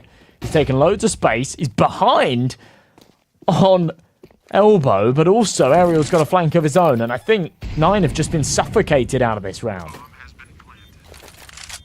It's a really good call. I mean, you make your way in towards red rim, you take a lot of space in towards B, and 9 do actually make the correct call, going aggressive down towards the B ramp. But the problem is they just don't find the kills. They're traded out. Manti can't do much when he's just going to be caught sleeping. Bob XD needs to hold on to this rifle though, because, you know, we're singing the praises of 9 and the position that they've got themselves in, but there still is a massive, massive chance now that they get reset. Maybe not in the next round, but the round after. And Bob XD, that surely will just grant himself a little bit of safety that he can bring that M4 forward. But YaLLa do what they need to. They stop 9 from getting up onto 10. They're going to claw themselves back into this one. AWP saved as well. Maybe try and mix things up and go for an early opening with that. But I'm impressed with that ball from YaLLa.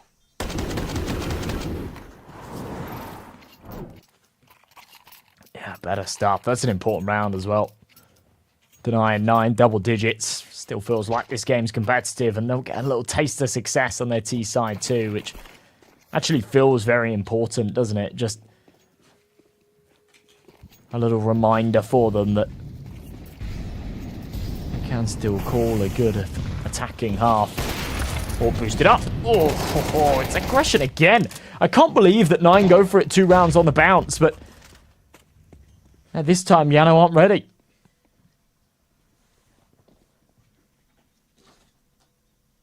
Not really much you can do, I suppose, if you're Alu. I mean, you get that AWP out, you know, you decide to change things up, you go for that boost on top of the box here to see if you can find it, but 9 just completely disrespect you. Just run you down, gun you down, and now you need to just make sure that you don't fall to anybody else. Bob XD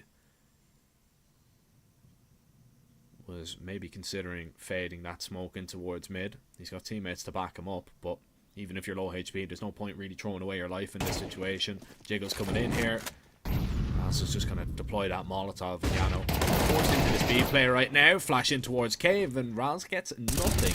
All of a sudden, all eyes on the long player, which Favin does a little bit of damage, but not much more. It's a quick flank though coming in here. Ariel really needs to try and do it all here to stop them, to try and deny them, as YaLLa put under pressure from all angles. There's simply just going to be no way that Smiley can get the bomb down this time, and instead he will just fall down. Overwhelmed by the sheer numbers of 9 players, and just a strong round coming out the gates from the CTs, getting in the faces of YaLLa, not letting him get set up whatsoever. Alu unable to connect on that shot, ultimately fall because of it.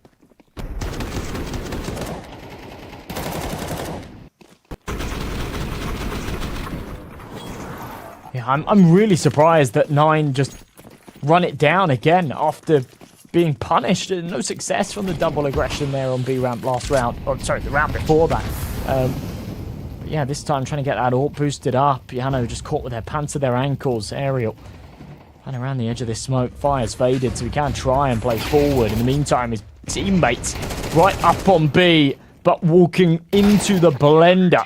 And Alu will fall to the same fate quickly after as well. 9 will make it 11. And this is better. This is much better. They're sort of hitting flow state. They're finding that confidence. Bob XD, who started off so poor, he was 1 and 10. Now 12 and 14. He's having a bit of a monster of a CT side. Rouse still quiet, but everybody else sort of pulling their weight. You are seeing as well why YaLLa have been so poor on this map in recent history.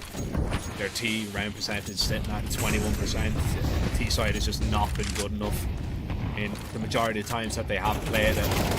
looking to try and switch things up here out towards mid. It is still aggressive. That 9 are going to fight for this one. Flashes to maybe blind a few people as YaLLa tries to get away, but he's going to be caught by Bob XD. Surely he doesn't get another one here. He's so low. Yeah, just overwhelmed and traded out. Problem is, I mean, 9 have actually left B here. And Henry's going to realize that in just a moment. Problem is, Bomb is kind of stuck. Yeah, this is awkward again. Check these angles. I mean, Henu, needed to win that fight. Smiley now left all by himself. He kind of has the information. He's got a little bit of a gap to work with here, but with the bomb down on elbow. Favin's low at least, but yeah, second on its way. Brilliant support flash there. And just like that, it'll be 12 for 9. It felt like that was YaNo's round for the taking, but they fumble it. And 9 are just staying a little more collected in these situations. We saw a lot on Nuke where they had these man advantages and whatnot and weren't able to get it over the line. This is better. They feel more comfortable here, especially in the second half of Ancient.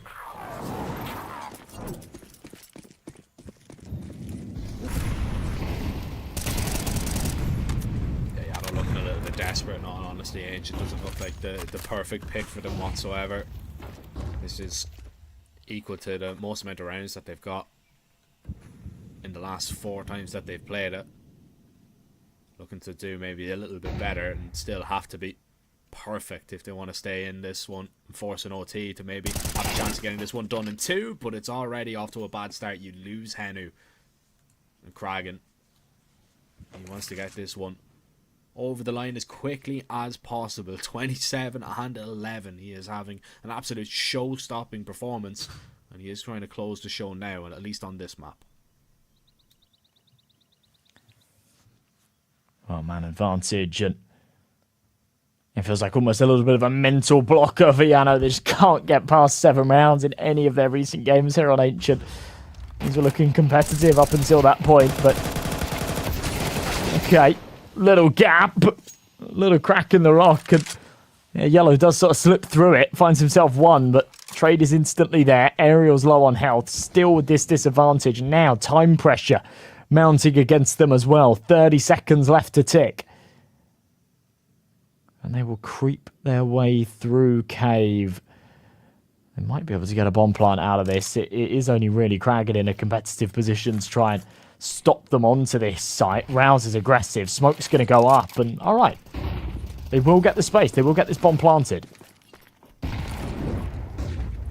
Hold on to this bomb site though right now, especially with the players coming around. And I mean, they won't even get that bomb planted at all, Josh. They were so close. Yeah, literally. I'm certain that they knew that Rouse was aggressive, to be honest. I'm quite surprised that they played for that long push and no one was watching ramp. But I'll hump.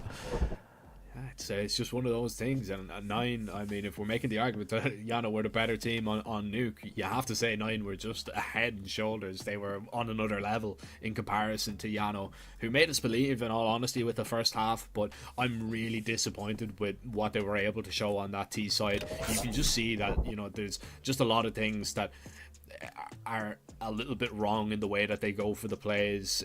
They don't really have all too much depth in there, and when, you know, the couple of things that they do have were being shut down completely by 9 getting aggressive and just really challenging them early on, the playbook just didn't go that deep. They couldn't really do much. Alu couldn't really get going, very rarely had an AWP either, and you know, he was one of the difference makers when we kind of looked at that Nuke game. So you can see that YaNo fall there, but they do have a Dust 2 that is going to be coming up, which I'm expecting at least a little bit of a better performance. Yeah, me too, to be honest. I have high hopes for map 3 for YaNo for sure. As we established earlier, Ancient's just a map that they really have struggled with. And Kragan, I think, was a big factor there too. I know that you can't just put all the blame on the fact that one player's had a great performance, but when you think about the impact of the rounds that he went crazy in, right? There was a very important swing round towards the end of that first half where YaNo had the advantages. Kragan then came in and found an ace, and that sort of turned the tides a little bit, allowed them to get a couple of extra rounds towards the end of that first half as well. And then that pistol round too, right? He found himself at 3k. It was super important entries on that B-bomb site. If he doesn't win that round, then maybe we see the ball rolling again for YaLLa in that second half. But yeah, just such a major catalyst to the successes there for 9. And I don't know what they were really supposed to do about it on the side of YaLLa. Kraken just was a bit of a beast. Maybe we'll see that continue into map 3. We'll wait and see. We're going to go to a short break first though, folks. So join us back here in around about 10 minutes time and we'll be waiting with the action.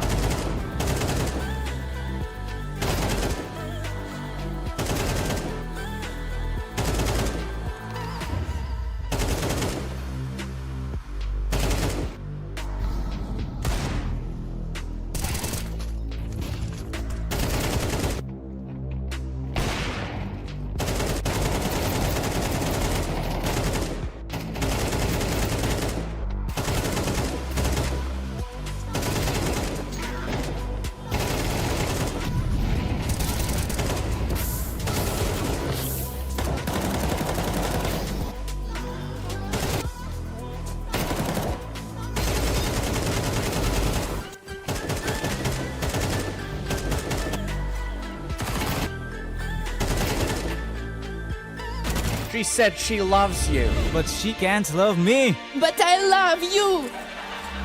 Yeah. Look, all of my men's going crazy. I gotta break on myself, I amaze me. Ain't got nothing that can phase me. I'm seeing joke like I'm back in the 80s. So catch the call me. I won't play window anymore. What's going on? Play your role. 1xBet. On to the next one. YaLLa Compass 2025 season. If anyone peeks through, they're both dead. They're both dead in the smoke. Bomb dropped, coughed up behind it at the edge of.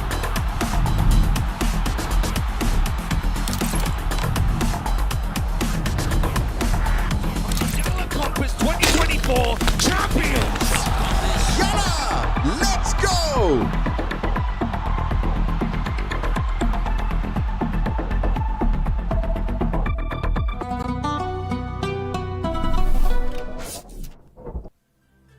Welcome back, ladies and gentlemen, jumping into our third and final map of the day, actually, as we are going to a decider between 9 and JANO, as we look forward to this Dust 2. To be honest, I have no idea which way it's going to go, because we've seen kind of a back and forth. 9 looked a little bit better on Ancient, definitely. They were completely out of it. JANO took full advantage on map 1, and Dust 2 is kind of a situation for me anyway, that it is too kind of early to tell how good JANO are going to be on this, because we just haven't seen them play it all that much. Yeah, exactly. They did take a win against Fluffy Gangsters the other day, but as we've talked about, we just have like a real lack of recent results from them to really go off of. So yeah, it's tough, especially on HLTV. There's really not too much to go off of. JANO have played a couple of open quals and things like that. They did play the Dallas quals. They didn't do very well. So again, the sample size isn't particularly relevant and isn't actually there very much at all either. And you know, at the end of the day, in best of 1 formats, especially those opening rounds of those open qual games, you're playing against like level 4s, so you know, it's irrelevant data. But yeah, they're a team that historically at least have played Dust 2. The core of this roster have been together for quite some time, so even if we don't have anything to go off of in the past 3 months, there's definitely some framework in place, but ready to get things rolling. Knife rounds already commenced. 9 starting off on their T side, JANO on their defense, and generally I think their C2 sides have looked better here on or in this series as a whole, so we will see. But ooh, okay, that's a nice kill. Pistol starting off very aggressive and towards mid, nobody giving up without a fight, but eventually will part ways with a even split. Speaking about splits, we've got a B1 coming up, but not a banana, as 9 might slip up making their way through here, as they will already lose 1. A boost over the top of the smoke is going to make it difficult, and you swing on through. Kragan needs to just try and scamper through the window, and luckily he's going to try and get that bomb down, but he's got a big job on his hands right now, a solo player to defend that B bomb site, as the CTs just absolutely waltz their way in and pick up a defuse. And JANO, I mean, they've looked really good on the pistols. They've still only lost 1 all day long. Yeah, 4 for 5 on the pistols. Smiley had a bit of a hard time finding the bomb there. It's a good job that there was plenty of time on that clock. But first on the board, nice and tidy. 9 at least do get our plants. We should see a force buy out of them here. At least I expect to see a force buy out of them here. There you go. Faven straight in with the AK. He is going balls to the wall. Everybody else as well, whipping out the rifles. This is actually a little bit of a stronger investment than I was expecting. They're sort of looking to buff up 3. Just leave Bob XD and Mantu on those pistols. Good opportunity here to make something work. But JANO coming into this very headstrong and very aware that 9 are going to be going for a force. They've gone for rifles of their own. Alu up close with the crocodile shotgun. XM, see you later. Chomps Bob XD's face. And there's the early advantage. And a nice little cash injection as well with that shotgun kill. Yeah, a lot of money. Ooh. Flash in, peek, Aerial picking off 1, and 1 for 1 is going to be fine. Especially if the team damage keeps going your way. Just a little bit taken away from Man2 there, not too much to be overly concerned about. You can see Alu has gone around the world with this shotgun. He is very mobile with it.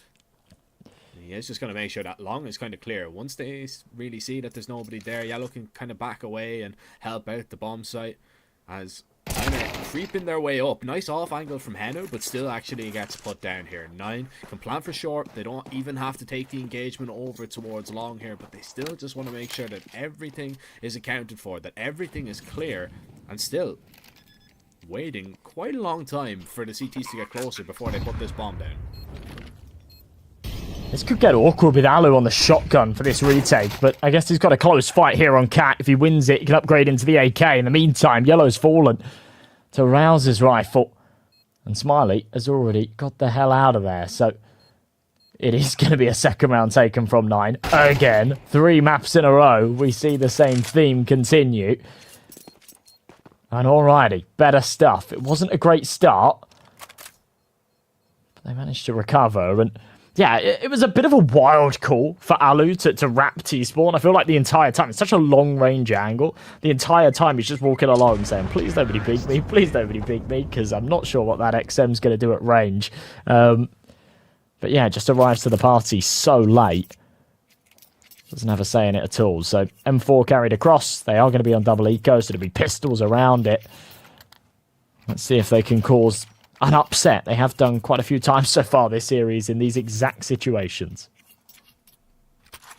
Yeah, this is where you need to hope that they can make a difference. You've got YaLLa on this scout as well, so that's just something that you need to be a little bit cautious about. Scout can make just a massive difference on Dust 2. Mantu not using a scoped weapon, he's just going to be wielding the AK, and he's already just cleared out all of long. Bar that smoke, of course, you're going to be a little bit concerned there's maybe somebody in there, but you see nothing else over towards long, so you can probably hazard a guess that this is going to be given away to you for free, and there's the opening kill. Does take a chunk of health away from himself as that scout connects, but luckily it was only to the body. An advantage, space gained, routing up long, but info here. Big kill from Favon. Scout picked up from YaLLa. There's no way he can find a multi-kill with it. Not in this position. Rifles are all a little bit too close. The 5-7 taking a duel there in T-Spawn. Nothing out of that round from YaLLa. Damage, but no frags. 9 keep it clean. They keep it tidy. They'll be on for a third here as well against the full eco. And yeah, finally, just, you know, converting those freebie rounds, not being challenged as they have been in the past. Yeah, I mean, that's where 9 have been going wrong, right? Is those rounds have just caught them sleeping. A lot of times we haven't really seen what we would expect from them, and that is just those clean conversions. That's really been just nightmare fuel for them, these kind of rounds. And, well, Ralls is going to get put in the dirt early on, but 9 shouldn't really worry them all that much. They've reacted out on that B bomb site. They'll get this bomb plant down, and JANO probably won't even attempt a retake. They'll probably try and just save that AK, set up for maybe a couple of exits as well if they can get it.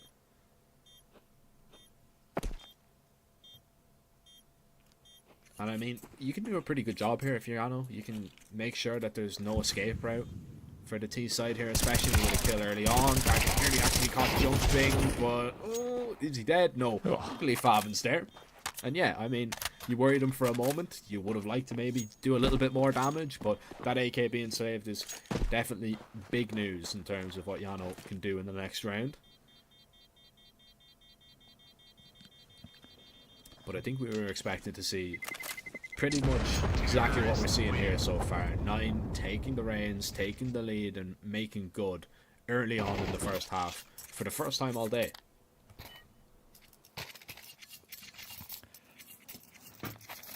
Yeah, sort of things going at least how they're supposed to some degree. Not always so orthodox to lose the pistol but win that second. When you get the bomb plant out of it, you got rifles and whatnot. It's not unheard of. Big guns out now, though. It's nice to see. It's actually something I mentioned on Nuke with that back and forth. We didn't actually see an AWP come into play until like round number 8. So going into the 5th and both teams, you know, having a decent buy into this. Rifles on both sides. AWP to contend either way on a map like Dust 2. It's very important. But this B site has been completely breached. There's still 2 here. Henu has to give it up. Smiley's gone. 4v4. I don't even know if they play for the retake. It doesn't look like they want to. No, I don't think you can. And you just need to make sure you don't fall here trying to exit. That's a really just aware play there from YaLLa. Holding on, realising that he has to just grant safe passage for Henu to get back. So you will save the 4 rifles. YaLLa was on a glass cannon as well. And it was kind of something that I hinted at as well when we were talking about that Ancient, you know, in the post-game. After that map. You know, YaLLa just didn't get anything going. He was, you know, bottom of the team. Very rarely had an AWP. Did not have a lot of impact. That can happen on this map. You know, YaLLa is going to... Every opportunity he gets, he's going to be bringing out that AWP. Because, in all honesty, when we seen him wielding a nuke, he was a massive difference maker. He was the guy that was picking up a lot of the kills along with Aerial. And realizes that probably that is going to be the key to any success here on this deciding map. But the success, unfortunately for them, after the pistol, has only gone one way. Yeah, this is finally sort of what we were expecting out of 9, I guess. Still early doors here on map 3, so don't want to count YaNo out completely, but they are very much struggling. You can sort of see it on Alu's face there, scratching his head, going, oh, this is not going well, but perhaps round 6 the one to turn it on its head. Big shot, good flash to get him out of there as well. Thought he was dead to rights as he was running away, and the AKs were snapping at his heels. Not only is he alive and kicking, but he's got 49 HP to work with. They've got a 2-man advantage. This is much better from YaNo. 9 of the ones now looking to recover this sinking ship.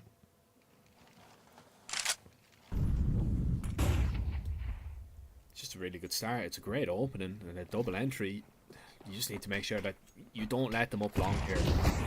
Solid posted with that AWP. It's a great timed flash though as they make their way forward. Smoke there, molly down up towards short. So YaNo, you're gonna have to forfeit the site here.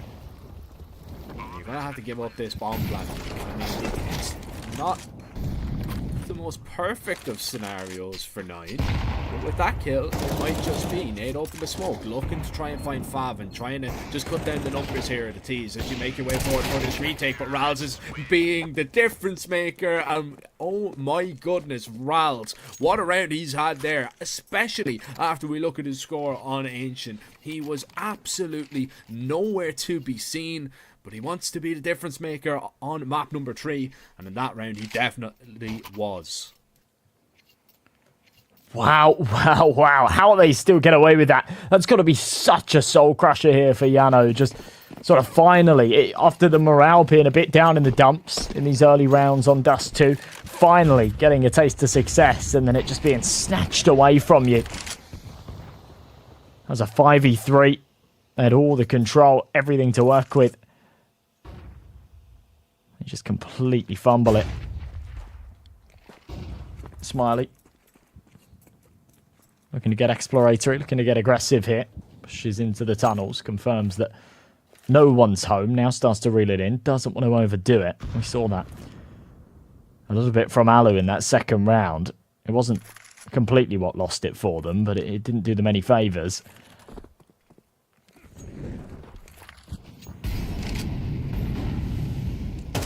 Go for an execution again. They've still got that lurk in the tunnels though, and Smiley could fall into this trap.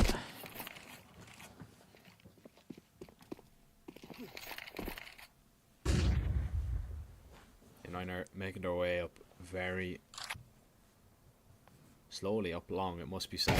They are in a little bit of danger, so as Smiley gets that bit of util down, that's just going to keep YaLLa occupied at least. Now this hit is about to happen, an Aerial already taken down, tagged up, burning up on the bomb site is going to be YaLLa, only manages to find one as 9 once again will just overwhelm YaNo, and you can really see just a difference in the preparation, in the way that they're hitting the bomb sites, and even in the way that YaNo are trying to defend them. There's just simply nothing that they can do because 9 have everything thought about, they've everything covered, and even the exit of YaLLa is going to be difficult right now. I mean, he has simply nowhere to go with that AWP. Smiley hasn't moved, and if YaLLa loses that AWP, that's a big problem for YaNo.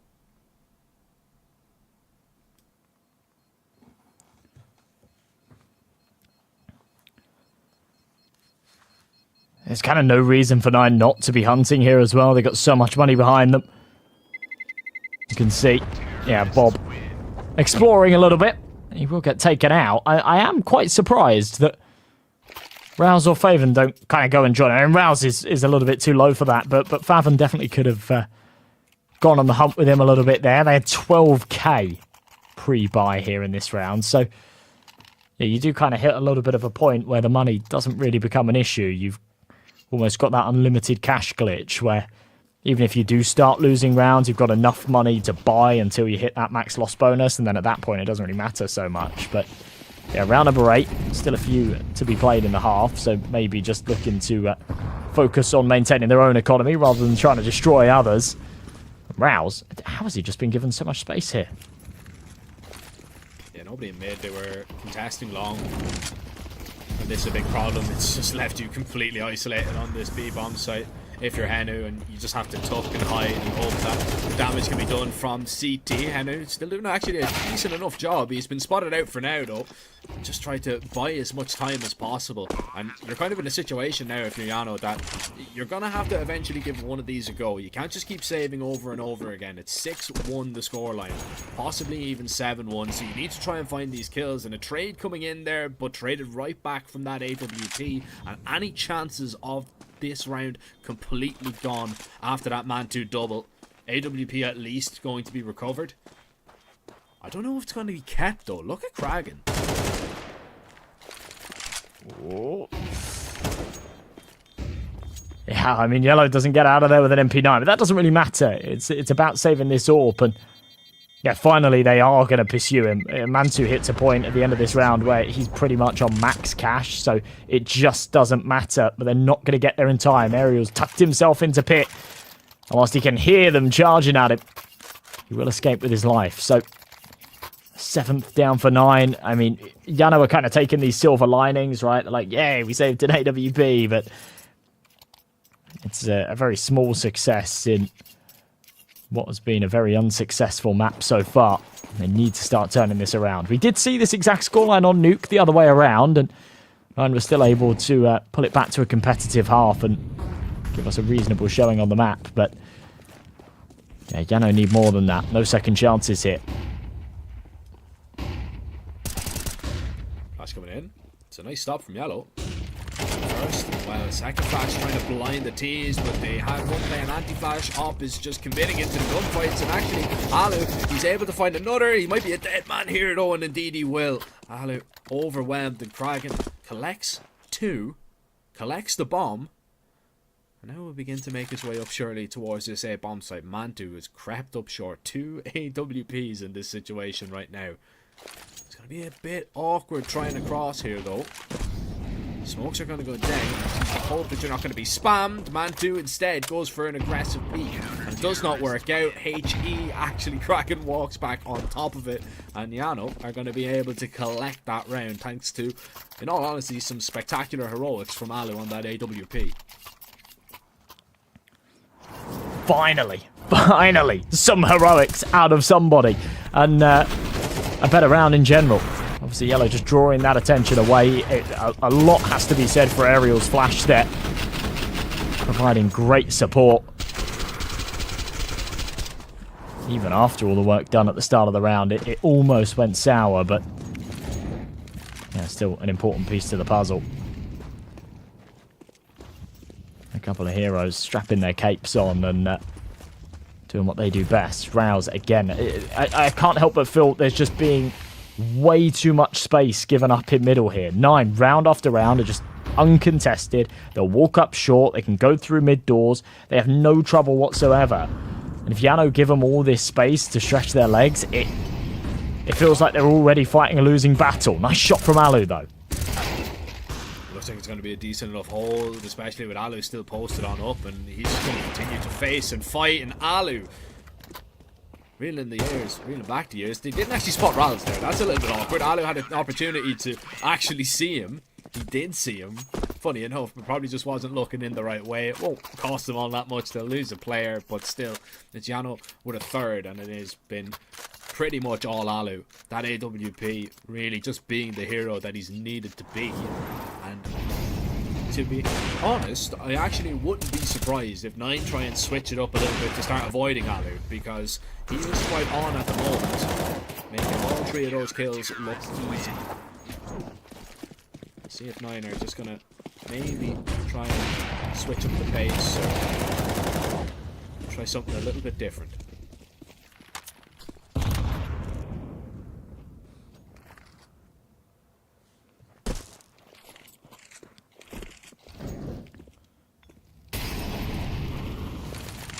Rouse.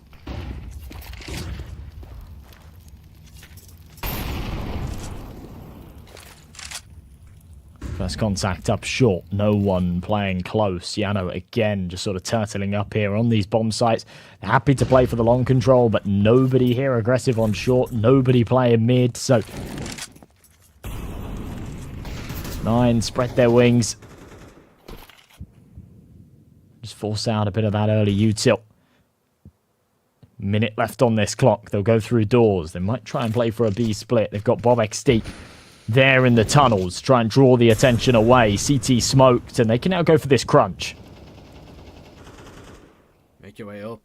It's silent as well. You hear the smoke, but are you really going to keep your eyes on this right now? Smiley was looking at it. You need to do it all here if you're Henu. You're going to have no support whatsoever. And once you fall, so does the site. 9 will have an 8 here, and they just have a really good game plan in that round. They hear that AWP over towards long after the initial pressure that they put on, and they just avoid avoid him hitting the shots. Now the retake though might go wrong here. There's a chance. I mean, you leave the bomb site, you expect him to be saving, and there's nobody in there right now.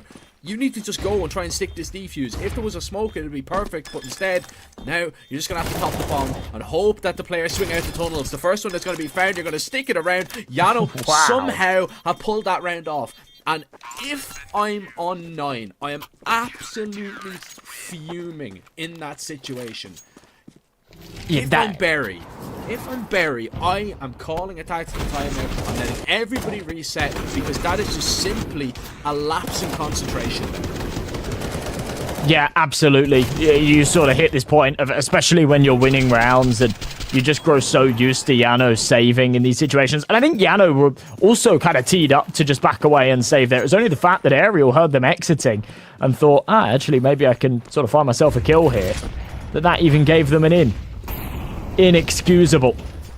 And JANO now with 4 rounds, an opportunity to make it 5, and a close and competitive half that shouldn't have been the case after the 7-1 lead. It's a big kill from Bob XD through the smoke to get things rolling at least. But yeah, even then, it's felt like they've given up opportunities. They just didn't need to. A 4v3, minute 20 on the clock, and 9 still teed up to go to this A site. Oh, it's a mess. Wrangling in that spray there. He's looking for more, and to be honest, he gets 2, which is more than enough, surely, for the likes of JANO to convert this round. But all of a sudden, Smiley backs his way in towards CT. He's got a 1 versus 2 on the cards here, and he's already getting aggressive, trying to get him up. Oh, he needs to be careful that he's not going to be caught out. Kragan is crept close, and that is the first half over and done with. But look, I mean, A4 is still good for the likes of 9, but we've had a 9-3, and then you're talking a pistol, and this game is over and done with. You're just giving JANO, who have been really good on the pistols, remember, an opportunity here to really get back into this game, make this one close. Yes, it's a good response here. It's Kragan getting it done with a 3K. Once again, he is really demanded as making it tick for the side of 9. Yeah. 8-4, sort of the old 10-5, right? And that was the cursed scoreline. The old 11-4. Yeah. That one was equally as cursed, right? But I feel like we wouldn't see it come through as much. What is the equivalent now? Is it 8-4? I'd say, well, I'd say 8-4 is now the equivalent of a 10-5, but technically it's sort of somewhere in the middle, isn't it? Yeah. No, I'm just wondering, because it used to be, you know, you lose the pistol, you lose 2 gun rounds, 11-4, and then they're back in the game. It's pretty much evened up. Yeah. I'm just wondering, is it 8-4 now, or maybe is it 9-3? Yeah, I mean 9-3 would still be lose pistol, lose 2 gun rounds. That would then tie it up. 8-4, you lose the lead at that point, and this is maybe where we're headed, because these Glocks are making it work again. They're about to be perhaps 5 for 6 on pistol rounds, unless this retake works out. There's a lot of very messy duels. I was praising players on how clinical they were in some of these pistol rounds, but right here, lots of shots being whiffed. Spams to try and deny this plant. YaLLa eventually will commit to it and hold E. Faven's going to drop down. They've kind of got him locked in here. So many fights. How has that shot been found? And YaLLa's still peeking. They know that Ral's is trapped here, and he's low as well. Surely this is going to be JANO taking this round here. No way to even get close, and YaLLa will eventually connect on it. Yeah, man, there was so many, especially that initial long fight. I know there was flashes involved as well, but there was just, it wasn't clean whatsoever. A little bit of a block smoke. Mantu actually chests it down. It doesn't do him any favors though, because it kind of falls in the perfect position. And yeah, there's so many twists and turns in that one, and JANO still managed to come out on top in it. Investment is a risk here from No 9. I don't know if I like this one. Going for a force buy in this round, if you do not have any success here, game's tied up. Yeah, quite literally. It's a bold move. Now, to be fair, they've had a lot of success in force buy rounds when JANO have won pistols in the past, so any other time I'd be criticizing. Right here, I don't blame them. 4-man stack on this A site really does feel like they're throwing all their eggs into one basket with this one. Boost up on the boxes. MP9 drops down. Galil, bit of damage, but receives more than he deals. We'll just about get out of it. Look at this. Nine are just bunched up. They're playing as a pack. Very mobile as well. They're just walking from shore over towards mid to see if where the adjustment is going to be made from JANO. And I think they kind of have to get a little bit aggressive here, and they will. You can't just sit and rest here. They have to play for information and try and catch somebody off. And Henu being taken down is going to be a big problem, especially if you run down this short player right here. Bomb fighting up towards mid. I don't like that whatsoever. If you go down, that's the round surely over and done with. But you win those fights.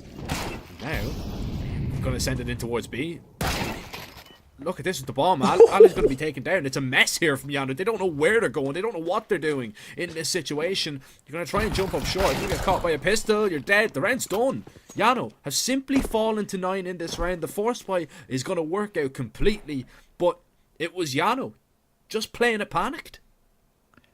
Yeah, the position in the panic there is the problem, but just to add insult to injury, Rouse hits a couple of ridiculous shots down there in lower tunnels of that 5-7. The angry mob. Sort of delivering what's in its name. Look at this. As you say, this was a real mess from JANO. Not around they should be losing, but just sort of losing track of the fact they didn't have that lower tunnels control. And even for YaLLa, his head's just on a swivel there, right? He knows that Rouse is in lower tunnels, but also knows that he can't just completely focus on that angle. Sort of swinging around. YaLLa down to the pistols again, but this is just chaos, right? I'm really... This is so bizarre that every single map of this series we've seen this happen where JANO have won the pistol and 9 have won the second round. Can't be a coincidence. Yeah, I mean... It's kind of insane, to be honest. Definitely not something that I was expecting. You just think... You know, if they were able to convert that last round, you know, we do have a even game, in my mind anyway. Now, you lose that round, and look, you lose this one. It could be curtains, unfortunately. That HE, oh, it does a lot of damage, and you've no flash here. You just have to go through this smoke. Mouse is just ready for you. He knows it. It's going to be free for him for the first. Oh, Okay, it gets a little bit messy. I like YaLLa jumping out wide to pull the crosshair away. Alu's hit a ridiculous shot. I'm not sure how, but shouldn't merit anything more than a bomb plant, and that is maybe a push in itself. Yeah, okay. Does get those digits down, but nothing more. So a little bit of money to come in the next. It is going to be a neat go round regardless, but perhaps an opportunity to pull out some Tech 9s or some P250s as a result of that C4 going down. Good stuff, though, from 9. Generally good stuff. And yeah, just sort of diving back, it's the fact that it's the CT force by round as well, right? You know, if you lose the pistol T-side, you get the plant, you've got a bit of money, you've got Galil's out and whatnot. It's fine. Like, that happens, but you can't be losing to 5-7s. They've got a big old lead, 3 away from the finish line. They'll have a freebie here, so they should be able to bridge that gap to 2. And then it's just about sort of stumbling over the finish line. Doesn't really matter how you get there.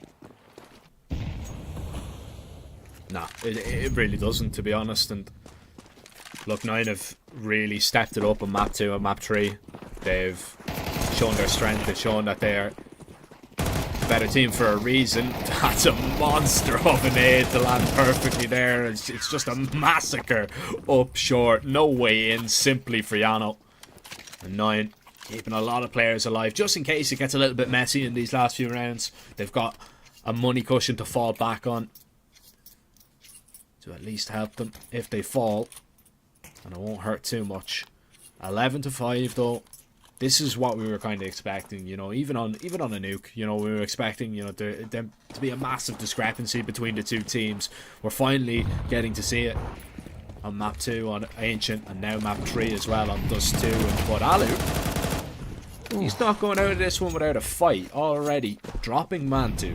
Good opening. I'm intrigued to see how YaNO want to play this one. Those bullets seem to work quite nicely when they're firing through wood, but that's a man advantage. That's an important one as well. Remember, 9 played a little bit of a bonus here with Galil's in play. When you compare it to the CT firepower, not too dissimilar to the M4 anyway. Maybe a few extra bullets. Big kill again from Alu. He's doing it all here. Bob XD adds a spanner to the works, forces him off for that angle, worried that perhaps he'll be peeked from short.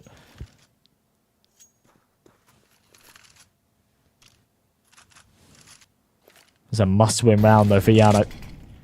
Otherwise, 9 are on to 12 and have a very good chance at just finishing this off. Look at Kragan. He's playing in the smoke.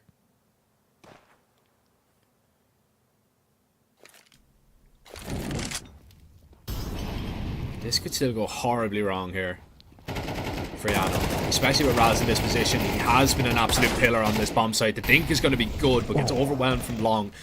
Simply couldn't see that. Kragan was playing in that smoke. Now gets aggressive towards short to pick off at least one. This is a 2 versus 2. This is still extremely doable right now. Bob XD on that AWP. Connects on one. Trying to jump up. Look at the spam through the box. A lot of damage being done. And Bob XD would just collect that kill. YaNO start that one off perfectly. It was a double opener from Alu on that AWP. But it is still not enough to get YaNO another round. It's 12-5. It is desperate times, it's desperate measures when it comes to the money, and surely this is the end of the line in the series. That's actually very well played. Obviously, Alu finding those couple of shots, and then YaLLa's late long lurk, just having that pincer, taking care of Rouse. You said he's been a pillar on the bomb site. He was looking dangerous there. If he wasn't shot in the back of the head, I'd had him teed up to maybe find 1 or 2, but there you go. 7 in a row or bust. Entry out along, lots of damage dealt, but Favan still alive and kicking. He'll be able to back up. They're going to get aggressive here in tunnels. This is bold, and Alu not quick enough. Oh no, not like this. That is not the player, by the way, you want to be losing early on in a round like this. He's over solo in towards that B bomb site, and you take him down early, you get very comfortable if you're 9. Yeah, all the info. They can rotate everybody over. They got all the pieces in place, but Mantu right out in the open, pancered his ankles. 4v4. Favan's still low. He'll be flashed through though, and goes 1 for 1. That's fine. Retake still on. still about to happen, but you're tucked and you're receiving just an absolute bombardment of utility on top of you. You're solo on the site, and eventually when 9 get going, they're going to simply just overwhelm you, like you've been done so on map 2 and 3. As expected, 9 will take this series. They survive a scare on Nuke, but they go 1-0 here at the main Swiss.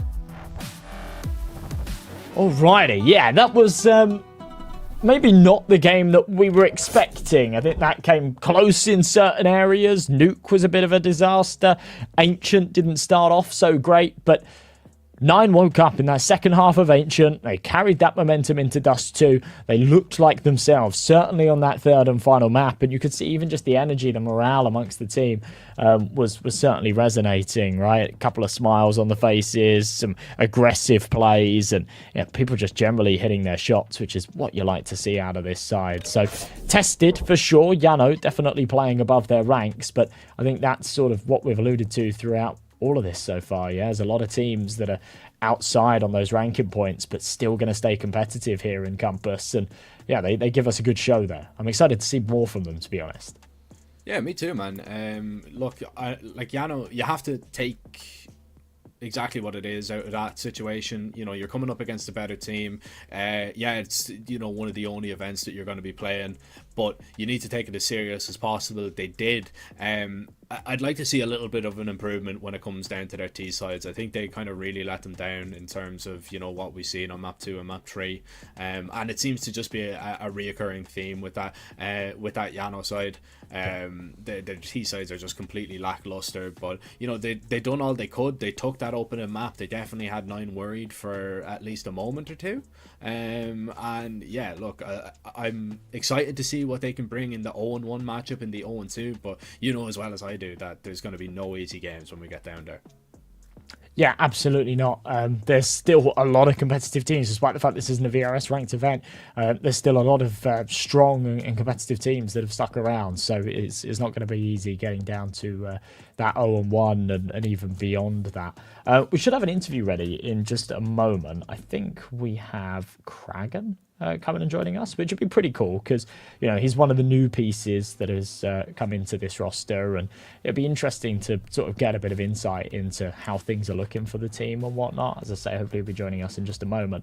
But looking on for 9 and their future opponents that they could be playing, there's some big fish within the tournament going into these next rounds, but I still do feel that they're one of the teams that you kind of do expect to definitely at least make it to the playoffs, but perhaps even take a top spot, perhaps even win the event. I think that would be massive for 9 if they were able to do it, to be honest. Do I see them doing it? I definitely think they could, you know, but they're one of the highest ranked teams still in the event, right? And yeah, I agree. I think that's why they're still here, because they want to win the thing. Yeah, they definitely want to win the thing. The money is obviously going to, you know, help a few things. You're not going to get any VRS points, which obviously is going to be, you know, it is what it is. You're just going to have to play it out. I believe we're actually going to be jumping into that interview right now, as we do have Kragan joining us. Kragan, mate, hello, boss. How are you? Yeah. Yeah, I mean, first off, I just want to talk about Nuke. I want to talk about map 1. Was it just a slow start to kind of let you down in that one? Yeah, I think we had a sloppy start. Like we did not so good in the beginning, and I think they also surprised us a bit in the map pick, actually. But there was a lot of close rounds, and I think they came out on top, like in the early stage of the game. And yeah, sometimes in CS2 it's hard to come back if you don't win these like close rounds and clutches and so on. But I think they put up a really good fight on Nuke. Fair play, fair play. I want to sort of take a step back outside of this game and go more general as the roster as a whole. Obviously, you came in last month. There's been some changes to the entire roster. How are you guys feeling about the future with this team? And, you know, obviously you had some rough results over the past couple of weeks, but you seem to be on an upward trajectory. So what's the confidence feeling like for the boys? Yeah, I feel like we had a really bad start in officials, but I feel right now we are pretty confident. I think we enjoy spending time with each other, and I think we have a lot of potential in this team. It's the first international team for me as well, so I need to kind of get used to both the culture, but also the just like playing CS while speaking English, right? But I think long term it's looking really good, I would say. Very good. Yeah, I mean, you know, I just want to talk to you about the schedule for a minute, because, you know, obviously we've had the changes with the VRS system being implemented. 9 are getting a lot of invites now. You know, how are you guys kind of handling that? Because, you know, you've got a lot of competitions going on all at the same time. Yeah, it's weird, right? It's new for all of us, I think, but we're just trying to make the best of it, and like seeing how we can like grind the points and so on. Like, but it's new for everyone, and I think we need to get used to it. And we might see changes as well. We don't know, but right now we're just focusing on trying to get as many points as possible, right? That's all you can do. Yeah, absolutely. You see flashing up on the screen there as well. You were the MVP of the game at 1.63 rating, especially there on Ancient. You were absolutely insane. We could see it from where we were sat. Did you feel like you were having an amazing game, or did it just sort of feel like another day at the office? No, I felt like it was that kind of game where everything is going right for you. Like, I got some trades, I got some good entries. Like, sometimes you just have those games where basically everything is working for you, and I'm happy it came for me today. Love to hear it. We won't keep you too long. Thanks very much for joining us. Congratulations on the win and the match MVP, and we can't wait to see more from you in this event. Thank you, guys, and see you. See you. Thanks. Bye-bye. Well, that is the official word from the man himself, and yeah, I mean, look, it's all they can do as well. Just talking about, you know, the crazy schedule that they do have. I believe they've already played 4 different events in you know, a month and 12 days, which is kind of a little bit crazy, but I think honestly I agree with him. I think that the potential and the ceiling with this team could be extremely high. Definitely maybe even favorites to, you know, go deep and have a really competitive run in this one, but it is kind of a situation that only time will tell. Yeah, and it's sort of alluding to the idea of you got to make hay while the sun's shining, right? It's very easy to complain about a packed schedule, and don't get me wrong, I don't envy it. I empathize massively with the teams that at the moment, I mean, some of them are playing sort of 2-3 officials a day in some of these tournaments, and it's absolutely packed, right? But if you're outside of the VRS ranked teams, trust me, it's even worse. You don't get those opportunities, and sort of your development as a team and as a player is super hindered. So yeah, grinding it out, making hay while the sun's shining, super important for this team. And as you say, the ceiling is very high with it, so there's a lot of opportunity for them to make a deep run in here in the tournament, get some prize money, get some victories. I think that's always important, even just for sponsors and things like that as well, and for personal growth as a team. It's always good to get those wins in, and also those ranking points. Perhaps we'll see them at the next RMR. I hope we do, because they're an exciting team to watch. Definitely an exciting team, and it has been an exciting day here at the YaLLa Compass Winter, but we sadly have to call it a close. And ladies and gentlemen, we thank you for joining us as always. It was a whole lot of fun, and we're going to have a whole lot of more fun indeed again tomorrow. It's the same time, 10 CET. We're going to be kicking off, as we've got a couple more best of threes to bring your way. But until then, stay safe, have a good evening, and bye-bye. She said she loves you, but she can't love me. But I love you. Yeah. Look, I know my man's going crazy. I gotta brag on myself, I amaze me. Phase me. I'm seeing Joe like I'm back in the 80s. I won't play window anymore. What's going on? Play your role. 1xBet. On to the next one. YaLLa Compass 2025 season. If anyone peeks through, they're both dead. They're both dead in the smoke! Bomb drops, coughed up behind it at the edge of...